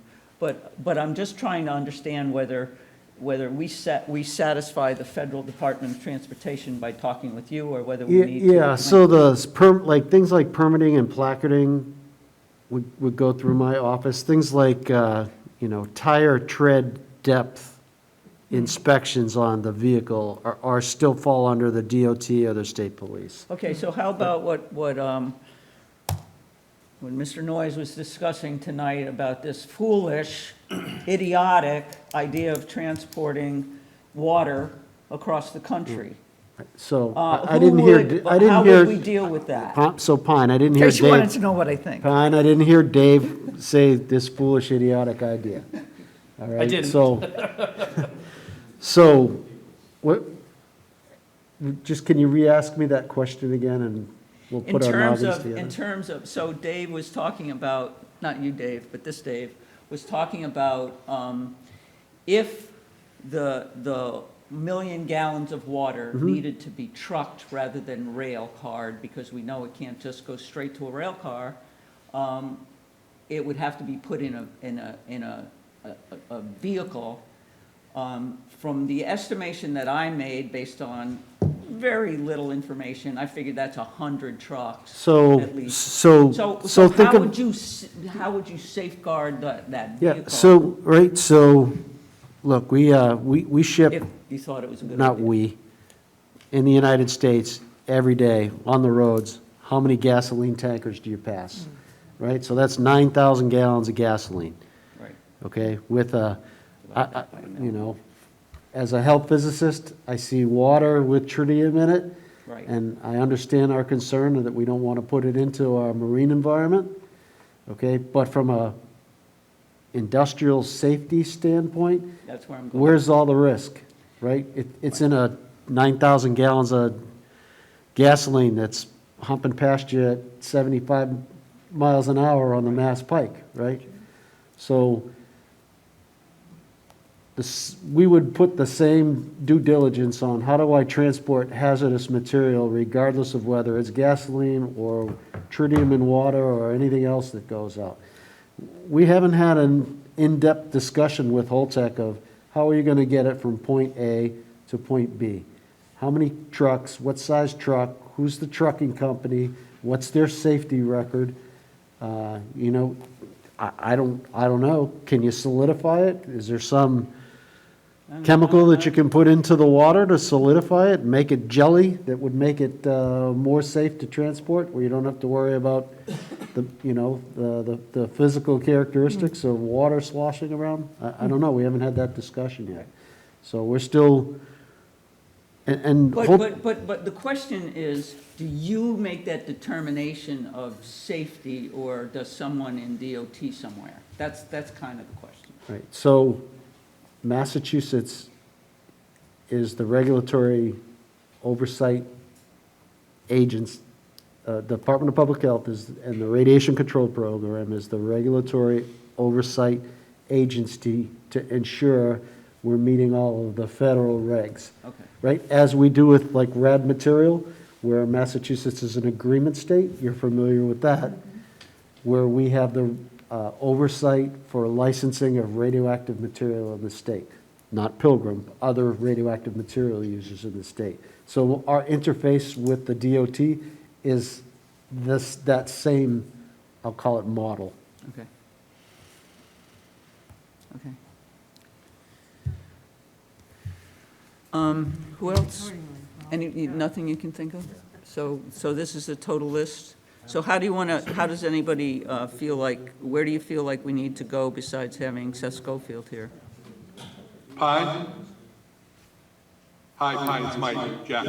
I just want to interject, I put it in the chat, but the NRC has a working group on the transportation of radioactive materials, including DOT,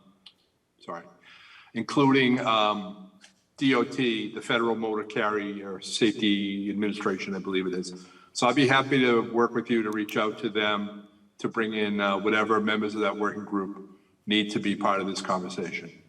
Excellent, thank you. Thanks, Mike. Did you say the NRC has a working group with DOT? Yes. Okay.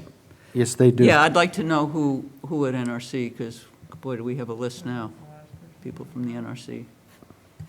Thank you. That's great. Yep. And I would just point out, also in the chat, I know Peter DeCola, who's the superintendent of the Stellwagen Bank for NOAA. He's a NOAA representative. He's in the chat. I don't know if he's still on the Zoom or not.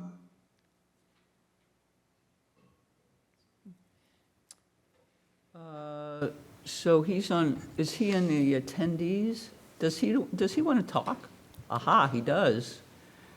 Thanks for bringing that up to me. Peter, I just permitted you to talk. It'll take a minute, but when you can, chime in. Can you hear me? Yes. All right. This is here. Yes, I would love to. I just, first of all, I'd like to thank you for letting me speak. And good evening to the panel members and members of the public. First of all, as a resident of Plymouth, I want to congratulate the chair for his election to the select board. We missed his presence the last 2 years for sure. My name is Peter DeCola, and thank you, Michael, for letting people know that I was in the chat. As I did in January, I'm addressing the panel tonight in my official capacity as Superintendent of Stellwagen Bank National Marine Sanctuary, which is part of the National Oceanic and Atmospheric Administration, or NOAA.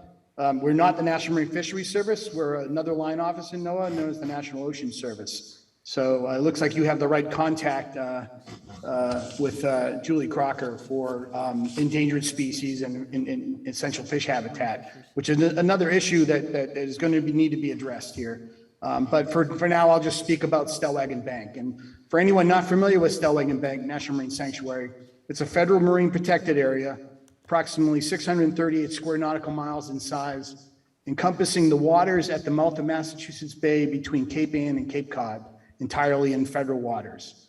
Stellwagen Bank National Marine Sanctuary is not a Massachusetts ocean sanctuary and has different statutory and regulatory requirements. Following the Citizens Advisory Panel meeting in January, I met with staff from the EPA and NRC to better understand the issue. And following those meetings, I drafted and sent a letter to the regional administrators of both agencies on March 14th. That's the letter that was mentioned in the minutes, and I'm happy to provide that letter if you just give me a point of contact, I can send you a copy of it. But that letter advised those regional administrators, among other things, of my support for the use of alternative methods to dispose of this radioactive water, my concerns regarding the availability of environmental analysis to the public, such as those required by the National Environmental Policy Act, or NEPA, analyzing the potential risks to the marine environment from the discharge of spent fuel pool water into Cape Cod Bay, and the statutory and regulatory requirements relating to the protection of Stellwagen Bank National Marine Sanctuary, which include a requirement for federal agencies to consult with the Office of National Marine Sanctuaries prior to federal actions that may affect sanctuary resources, and regulations prohibiting the discharge of material from beyond the sanctuary boundaries that enter the sanctuary and injure sanctuary resources. Prohibited discharges may be allowed pursuant to a permit issued by sanctuary staff. I look forward to the responses from the EPA and NRC regional administrators. I haven't received them yet, and will continue to work with them to encourage them to ensure that Holtec is transparent with the public and all interested state and federal agencies, complies with all applicable laws, and undertakes the most environmentally responsible action for the ultimate disposition of the spent fuel pool water. Finally, I'm happy to provide, as I said, I'm happy to provide you with a copy of the letter, and I hope at some point to join the group of interested federal agencies for future meetings that Pine was talking about earlier. Thank you, and happy to answer any questions that anyone has. Peter, I put my email address in the chat, so you can send that to me, and I can send it. I can share it with the rest of the Ndcap. I don't see it in the chat, but Pete, if you want to send it to me, I'll make sure. I'll send it to you, Michael. Thank you. Yep. Thanks, Mike. Great, thank you. Okay, we're all set on this one? Yeah, go to the public. All right, moving on to public comment. Anyone from the audience? All right, Jim, you lead off too often. How about the gentleman in the back row with the white shirt?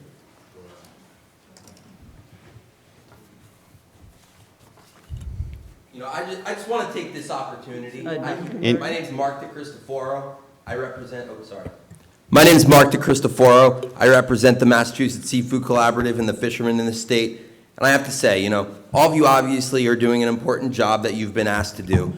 But at the end of the day, to my fellow Bay Staters, remember at bottom, most crucially, that the only way we're going to get what we want is if we make the politicians do what we want. So, take that with a grain of salt or whatever you need to do. But, they're not going to do anything that they're not allowed to do. So just make sure we get organized and, make sure we get answers from our politicians. Sorry, that's all I have to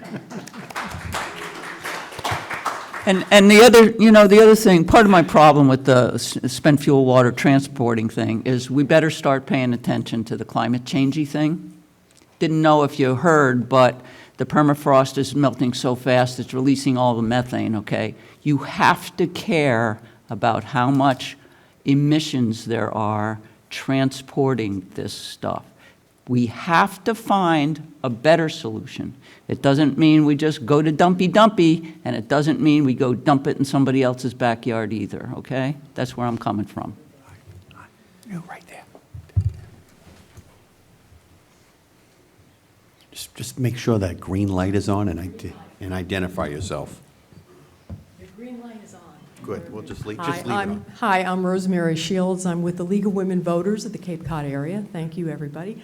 I just have a real quick question, or I don't know if I can ask a question, but Jack Priest, who's with the Department of Public Health and Radiation Control Program, brought up Yucca Mountain, and I just want to make sure that, this is being recorded and everything else.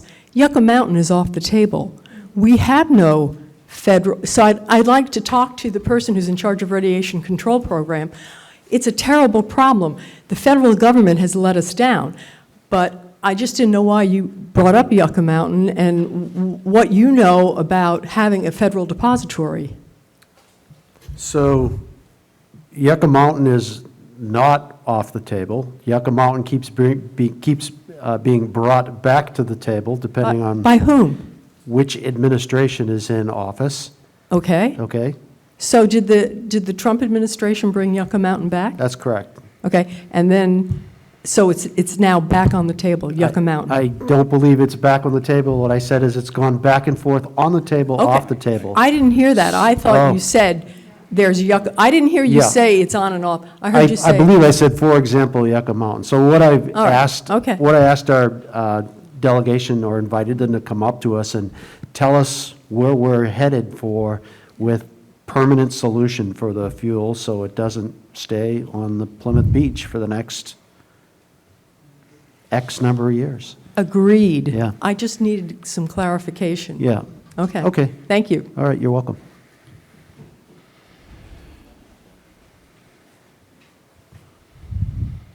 Yeah, lobster on the shirt, yes, great shirt.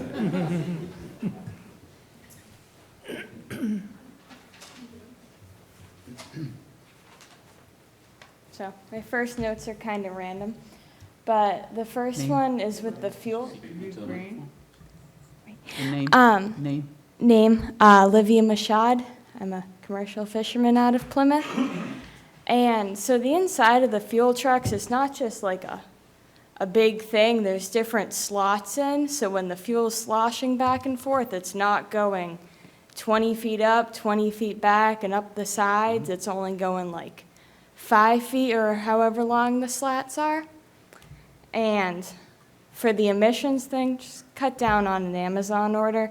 Rather not get a shipment of something stupid than to end up with tritium in our bay. Like there's other Tritium's things. in the groundwater going into the bay today, so what are you going to do? Oh, Yeah, thanks. Look, I'm just trying to bring some reality to it, okay? You're not going to... Thanks. Yeah, so we don't want all that bad stuff in the bay. We don't need to worry about emissions. I mean, everyone's driving cars. We'd love to cut back on it, but what can we do now? There's more electric cars on the road. Rather not have 100% of the bad stuff in the bay than risk the 5% of these trucks getting in a car crash. But, so since I've started fishing, so all the fishermen have noticed in the past years there hasn't been the same amount of current flow in the bay that I talked about last time. But it doesn't seem, I've been to other meetings, it doesn't seem like Holtec realizes there's the dead zone in the bottom of the bay. And we think some of the slowed currents are from the outfall pipe in Boston, which is mostly fresh water coming down, and it has a different density than salt water. So that's what could be slowing the currents down. And so out front in the winter or in the fall, there was dredging, and they had like the mud that came up, and they sifted through it, and there's the dirty stuff, and then there's the clean just mud, and that had to be shipped. I'm not sure where, but it was like way offshore to a specific site. And if clean mud can't be dumped in the bay, I don't know why this stuff can be dumped in the bay. But so as far as the economy goes, first you locked out the original power plant workers, and now everyone else could be out of a job if you decide to dump. It's not just the physical aspect of, are we going to get hurt from it and the marine life? It's no one's going to buy fish from a potentially contaminated bay or swim in the waters. There's over 100 lobster boats out of Plymouth alone, not to mention all the shellfish harvesters and the commercial fishermen out of other ports. You'll destroy the livelihoods of all the fishermen who rely on the bay. That's about 2,000 fishermen in Barnstable County alone, and their families, and anyone else who makes a living from bringing people out on the water, like whale watches, charter boats, things like that. Your dumping will stop family vacations to the Cape, in turn destroying all the businesses supported by these vacationers and tourists. After the waste is dumped, Holtec will go back to New Jersey, but we're the ones who are stuck to deal with your consequences for the rest of our lives. And how is it that you're able to get around all these laws protecting the ocean? Because I know all the environmental restrictions are so strict on fishermen. If we have a little bit of oil in the water or someone dumped a holding tank, we'd be shut down, just like that. And I think it's because we can't buy our way around the law like Holtec can. We're fishermen. We don't have that much money. And even with lobstering, our up and downs from the buoys to the first trap, there's 5 or 6 different markings and breakaways, and I was reading stuff on it.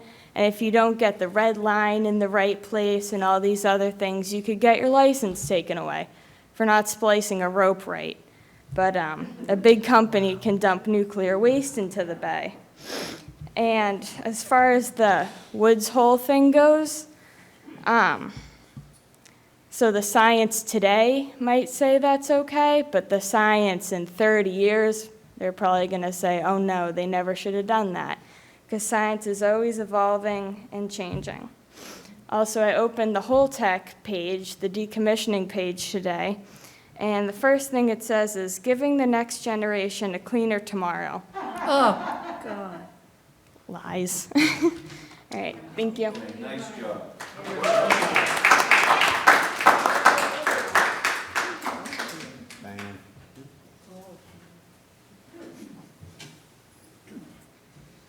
Hi. Diane Turco with Cape Town Winders. I just have a quick question to start. Am I a stakeholder? Yes, you are. Okay, good, good. Because a lot of stakeholders are saying not to dump. Actually, I brought that letter that you didn't have before from Markey Warren Keating, saying don't dump in the bay. We write to express our opposition to the proposed discharge of radioactive water from Pilgrim Nuclear Power Station on Cape Cod Bay. Senator Markey, Senator Warren, and Representative Keating. So I will leave this with the panel. I made an extra one for you, John. Let's see. So I got Irene. Can you state your name for the record? Yeah, Diane Turco, Cape Town Rangers. I also wanted to thank Jim for mentioning the Situate vote. The citizens of Situate voted overwhelmingly to tell Holtec not to dump in the bay. And I want to tell you there's a few other towns that have too, where it's been overwhelmingly by the public, by the stakeholders, saying not to dump. And, well, Situate, thank you, Situate, today, but also Duxbury, P-Town, Truro, Wellfleet, Eastham, Orleans, Chatham, Harwich, Brewster, Dennis, Yarmouth, Mashpee, Falmouth, Sandwich, Bourne, Tisbury, West Tisby, Aquina, Oak Bluffs, Chilmark, Edgartown. All of those towns, the citizens have said, no dumping in the Bay Holtec, and we want you to take that off your plan immediately. No more consideration about it. You know, it's wasting our time, you just can't do it. One more thing, I'm going to leave this with the committee too. Jim and Mary Lambert put this piece together about the laws on the books in the state of Massachusetts that should prohibit the dumping of radioactive wastewater into the bay. And I'm asking the committee if they would write a letter to Attorney General Maura Healey and ask her to enforce these laws and tell Holtec to take dumping off the table. Okay. All right? Would the committee do that?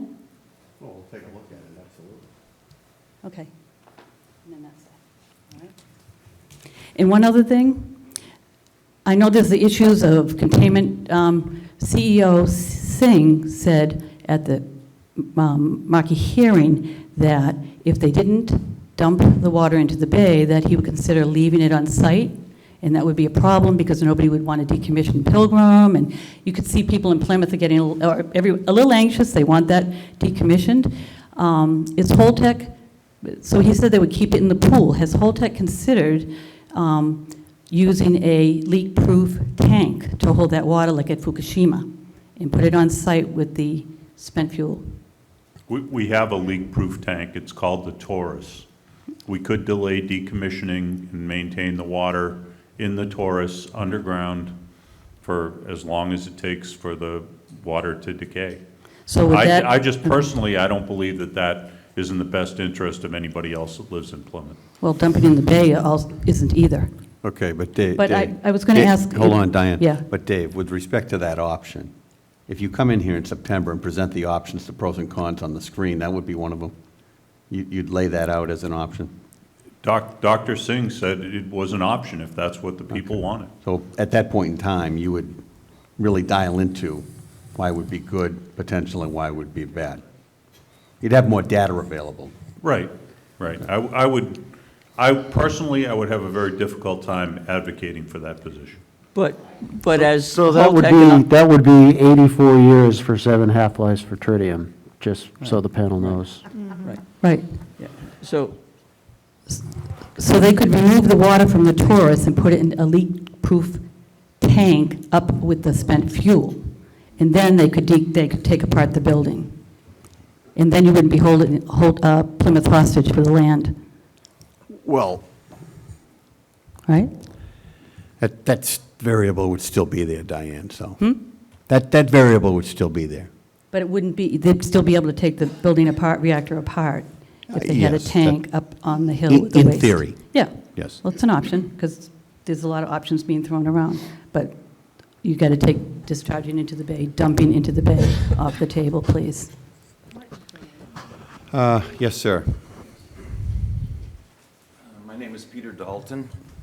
I'm with the Duxbury Shellfish Advisory Board member, also a member of the Stellwagen Bank Charter Boat Association. I don't know if you realize about Stellwagen Bank, I don't know if any of you have ever been out on that fishing for tuna or whatever. It has an elevation of an 11-story building, 110 feet.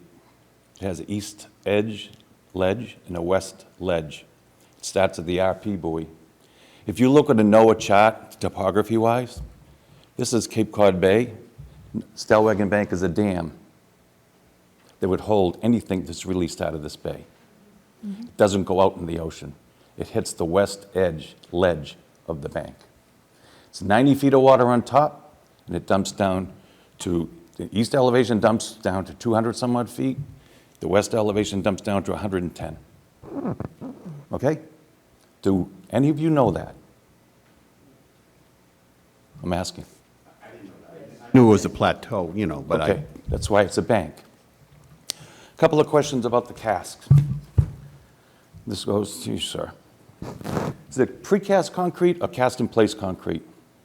The cast, the outer portion of the cast that are elevated now on the slab and grade construction. The casks are steel and poured concrete into the steel annulus. Okay, on the poured concrete, we would call that cast-in-place concrete. What kind of rebar do you have inside of that? I don't believe there's any rebar inside of it. No reinforcement bar whatsoever? That's correct. That is the engineered design of the cask. Okay.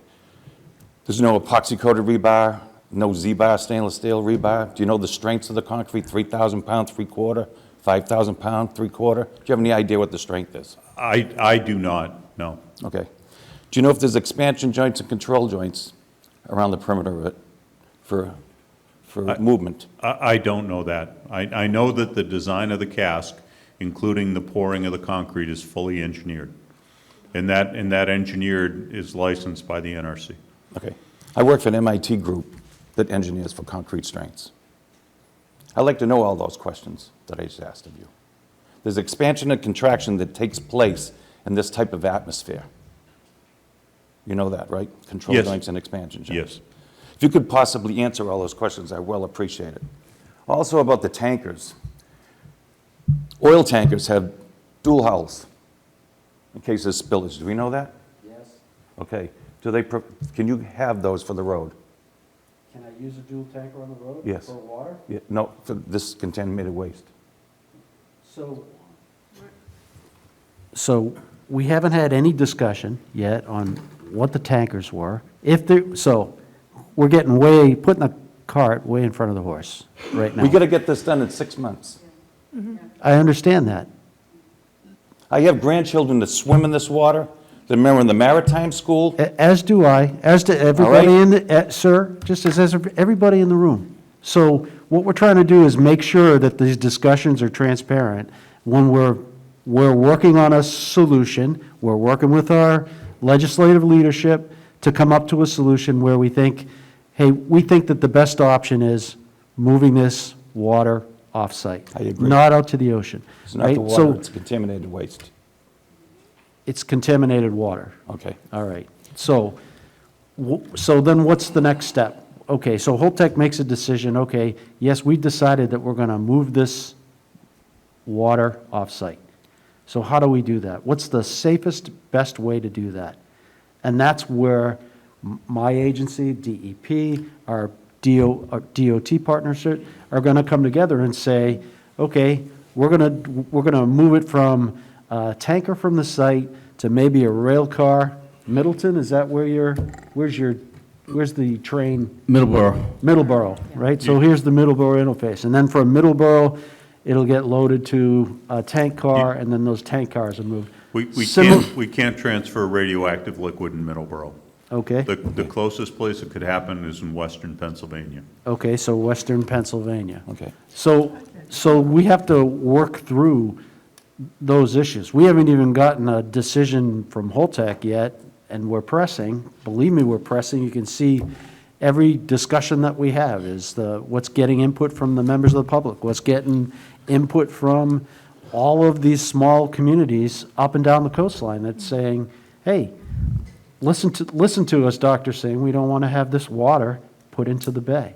So Jack, I'm not. Wasn't a decision, the decision was predicated on getting the sampling first, getting the samples up to you and then test it. I'm assuming that we're going to be able to obtain samples to look at what's the constituents of this water, and will it be able to be transported safely? Okay. So that's parallel pathing everything that's going on right now. Well, thank you for that. So I agree with you. I'm not having a confrontational discussion about how we're going to do this. I'm just saying, we're engaged. If Holtec told me tomorrow, we're going to move this water off-site, then the next step would be getting together our group to say, okay, well, how are you going to do it? What's the best way to do it? What kind of tankers are going to use to do this? Tanker trucks, toluene, all over the country. Yep. All right, to paint manufacturers and everything else. I want to just get back to the oyster farms. We have 27 farmers in our town. The oyster farmers, the owners hire high school kids all summer long, college kids. Those oysters are leaving Duxbury, they're going all over the world. There's restaurants that need them. I just can't believe that you'd even consider doing this. In today's world, even think about this. Please. I'm done.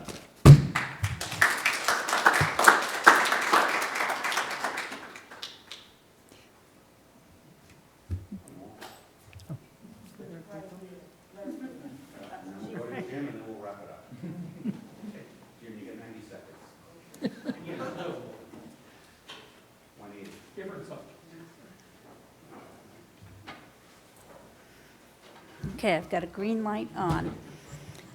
Okay, ladies, my name is Leslie, sorry. My name is Leslie Danielson, and I am a stakeholder. I just want to quickly address some of the concerns regarding the communication between Governor Baker and, like Mr. DeCristoforo had commented on. One of the things that I noticed in speaking with a politician last week, there was a statement that I've heard being used in a couple of different forms, and it's about perception. And it's saying that this is all about perception that's going to damage the tourism industry, and it's perception that's going to damage the seafood industry. Well, I am here tonight as a stakeholder to set the record straight. When any particular politician doesn't have the information or is deflecting or is using vague statements such as perception, what they're doing is they're specifically deflecting attention away from general laws, from science, and from Holtec's plan to dump, release, or discharge, pick whatever verb you want to use, 1 million or 1.1 million gallons of wastewater from the nuclear plant to Cape Cod Bay. So with that being said, and tying into Mr. Pickering over there, I actually brought with me a couple of documents tonight that I thought would be quite interesting. Mr. Pickering had mentioned coastal zone management. I actually have a copy with me for you, Mr. Noyes, of the Coastal Zone Management Plan. It's a 6-page document that outlines the Massachusetts general laws. I also brought with me for you, and I'm going to leave these documents with the committee, an 8-page document regarding ocean sanctuaries, which makes it quite clear that this is indeed an ocean sanctuary. Also brought, and I'm going to leave for you, a 9-page document, Ocean Management Plan. Again, these are Massachusetts general laws.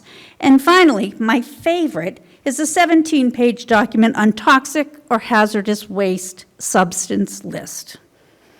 I am not a chemist, but I would be willing to bet a substantial amount of money that there would have to be some connection to this list and the water that we are discussing, the untested water.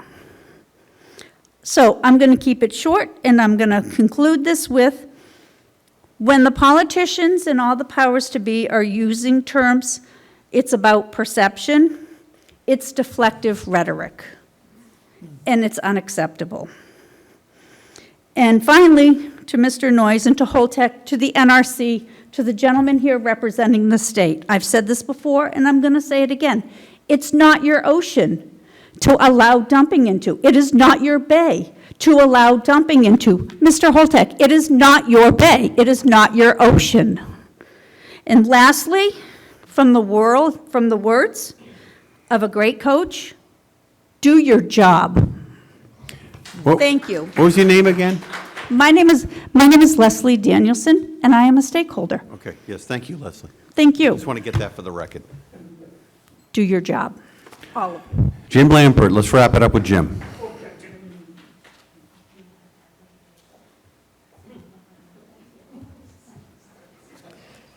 A couple of,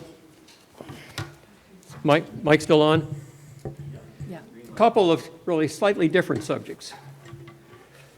The first one really, though, ties into who's telling the governor what, and what are we getting on real communication. I think you all know that the present NEPDES permit is pretty specific. You can't discharge spent fuel water.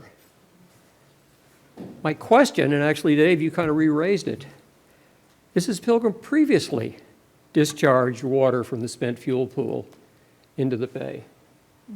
I never thought about this until I spoke with a professor out at Albany University who's writing an article on Pilgrim.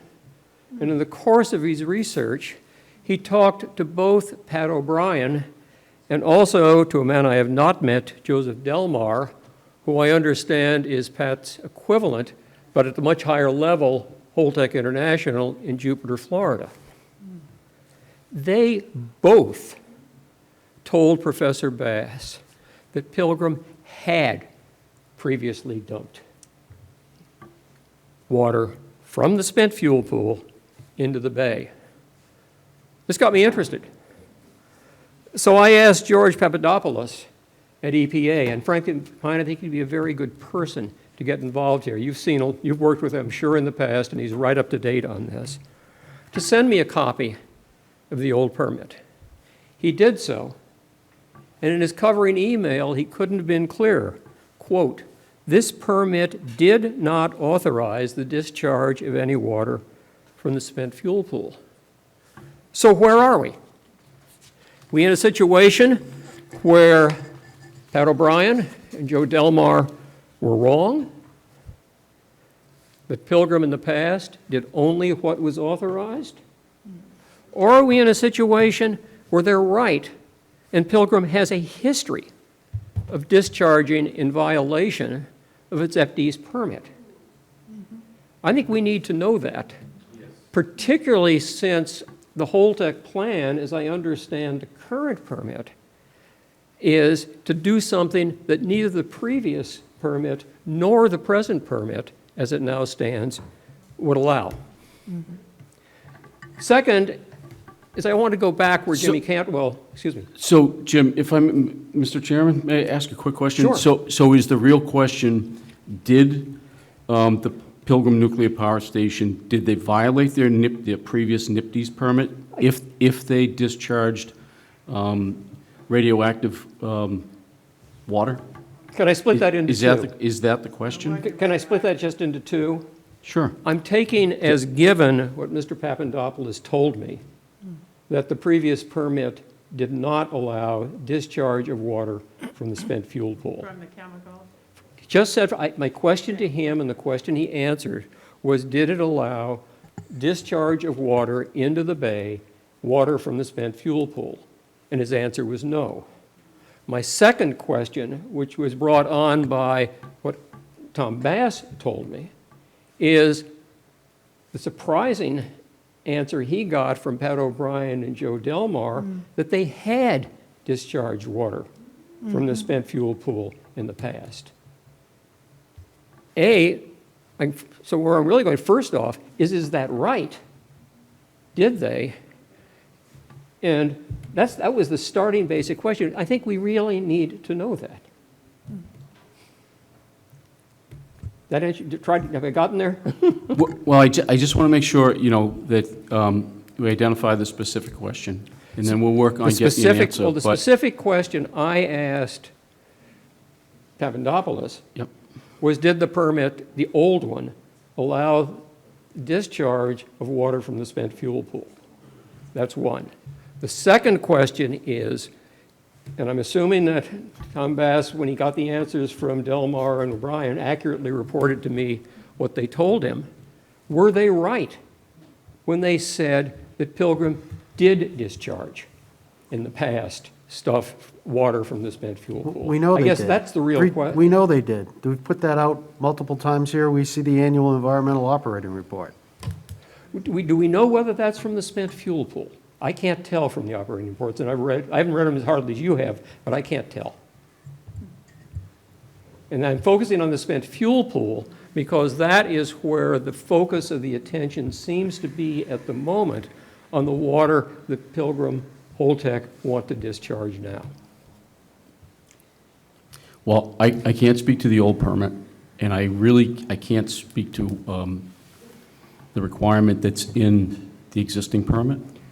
Well, I guess can read it to you, the but question, no, I'm familiar with it. that's what I would expect, so. And it does specify the spent fuel pool in the 2020 permit, correct? In the current permit, Yes. it says says, no quote, dis- "The yep. discharge of pollutants in spent fuel pool water, paren, including but not limited to boron, close paren, is Yep. not authorized by Yep, this permit." understood, yep. And we're in agreement on that. Jim, my question would be, is there anything similar to that in the old permit? I have And read the old permit, frankly, not in the detail, and I doubt I'm anywhere near the expert on it that Mr. Papandopoulos is. Yep.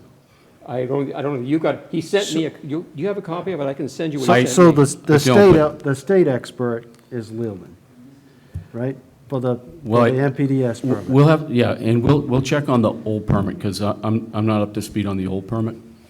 So we can check on that. Fine, and Sure. and the underlying question is this, we have a history of this dumping from the spent fuel pool, or don't we?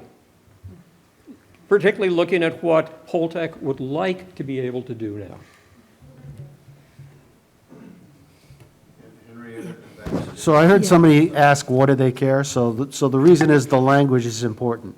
Because if the language says spent fuel pool, well, we don't want to confuse this, okay, well, it didn't come from the spent fuel pool, it came from the cask wash pit. Well, it came from the reactor vessel. It's essentially one big tank. Those water systems talk to one another, right?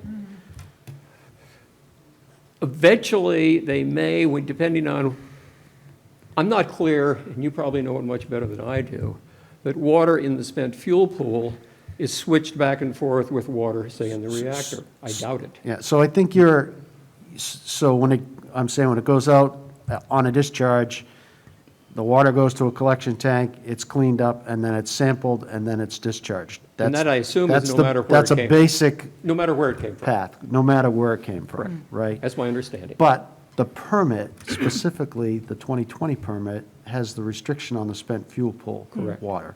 So to resolve what your question is tonight, we need to go back to Leland and our guys and say, hey, what was the language in the previous permit? And did And the I think- same restriction Excuse me, Jack. exist? Yeah, and I think we need to go back, I guess it's David, in your ballpark. Were they right? Were Pat and Delmar right, or were they wrong? What was the practice under the prior permit? In my time at Pilgrim, spent fuel pool water was never directly discharged. That's what I thought the situation was, which is why what Bass told me he'd been told by O'Brien and Delmar really surprised me. I believe that they probably meant water that had its origin in the spent fuel pool that had been reclaimed and treated. The spent fuel pool pump may have had leakage, and that leakage may have been routed to rad waste systems.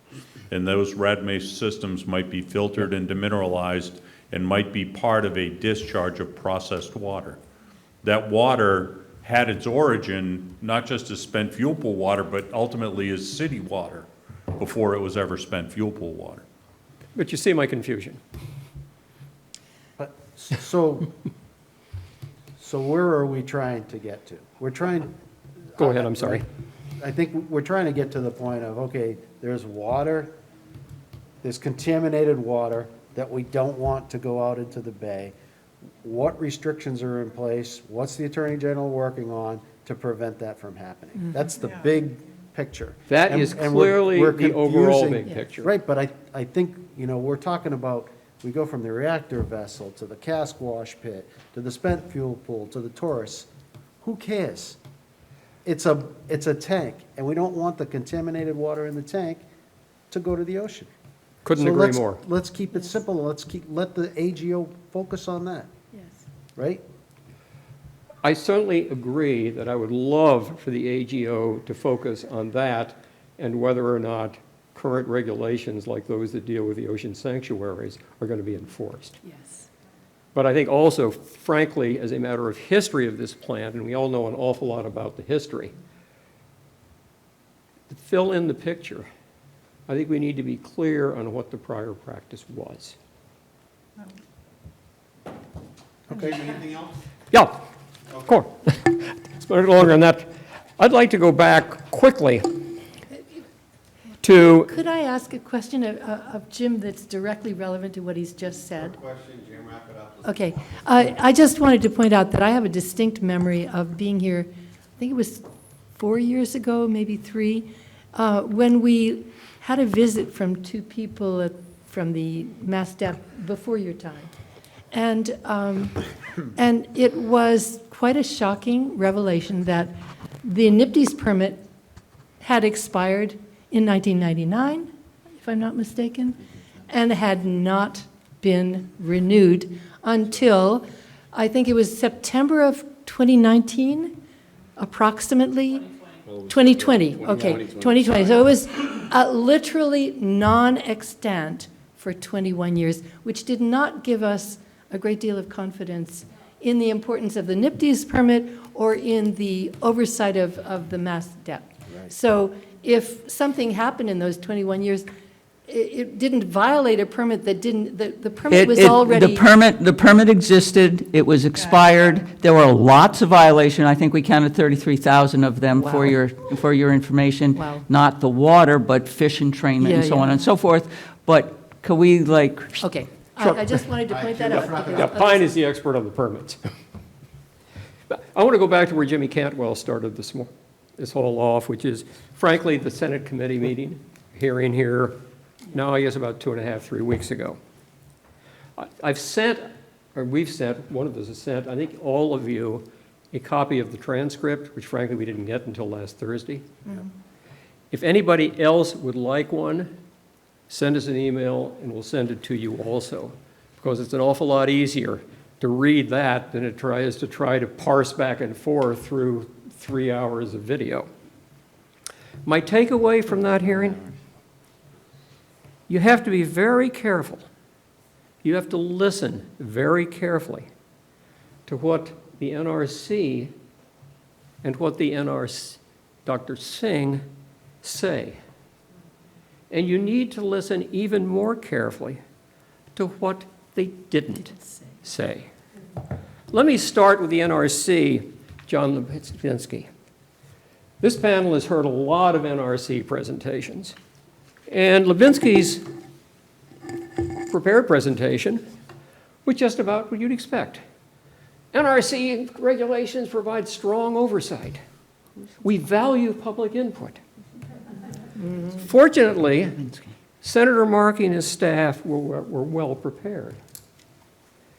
When he was forced to answer the senator's question, Lubinski confirmed what one of the NRC commissioners, John Barron, wrote when he voted against the new rule. The NRC has carefully written its decommissioning regulations to avoid having to deal with the public. And as Barron said, the NRC's regulatory scheme is an abdication of regulatory authority that barely qualifies as a regulatory scheme at all. And I think that is fairly expressed, and if you press in behind what they tell us, not only here but elsewhere, you'll find that's amply proved. Lubinski also admitted, and let's go back to this particular PSDR at Pilgrim, there is no requirement that the NRC must consider and respond to public comment. In their review, they have never required a change to a PSDAR. Let's move to Dr. Singh's testimony. And let's put this a little in context, because the testimony I'm talking about is when he was talking about, oh, we don't want to transport this stuff off-site. Holtec has and will transport far more solid radioactive waste from Pilgrim than the liquid that we're talking about. They also hope to transfer more than 10,000 canisters of spent nuclear fuel, and this is from Dr. Singh. That's all the fuel at every commercial plant in the country to its planned interim storage site in New Mexico. That ain't gonna happen. Against this context, a number of people at the hearing frankly found that Dr. Singh's, we can't create any more emissions, diesel fuels, was effectively laughable. I have considerable difficulty with Singh's statements, both of which were made in a letter on the Monday following the hearing to Senator Markey, that to ship the putatively labeled contaminated water to another locale runs counter to the basic tenets of environmental justice.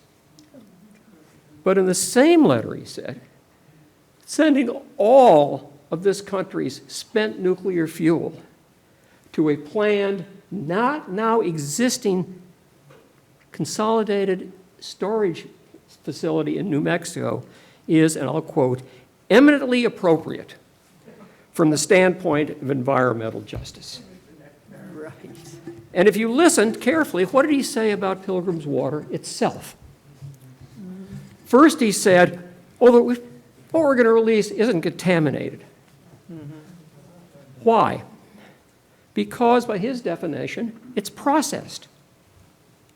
What he didn't tell you is there clearly will be both radioactive and chemical contaminants in that water.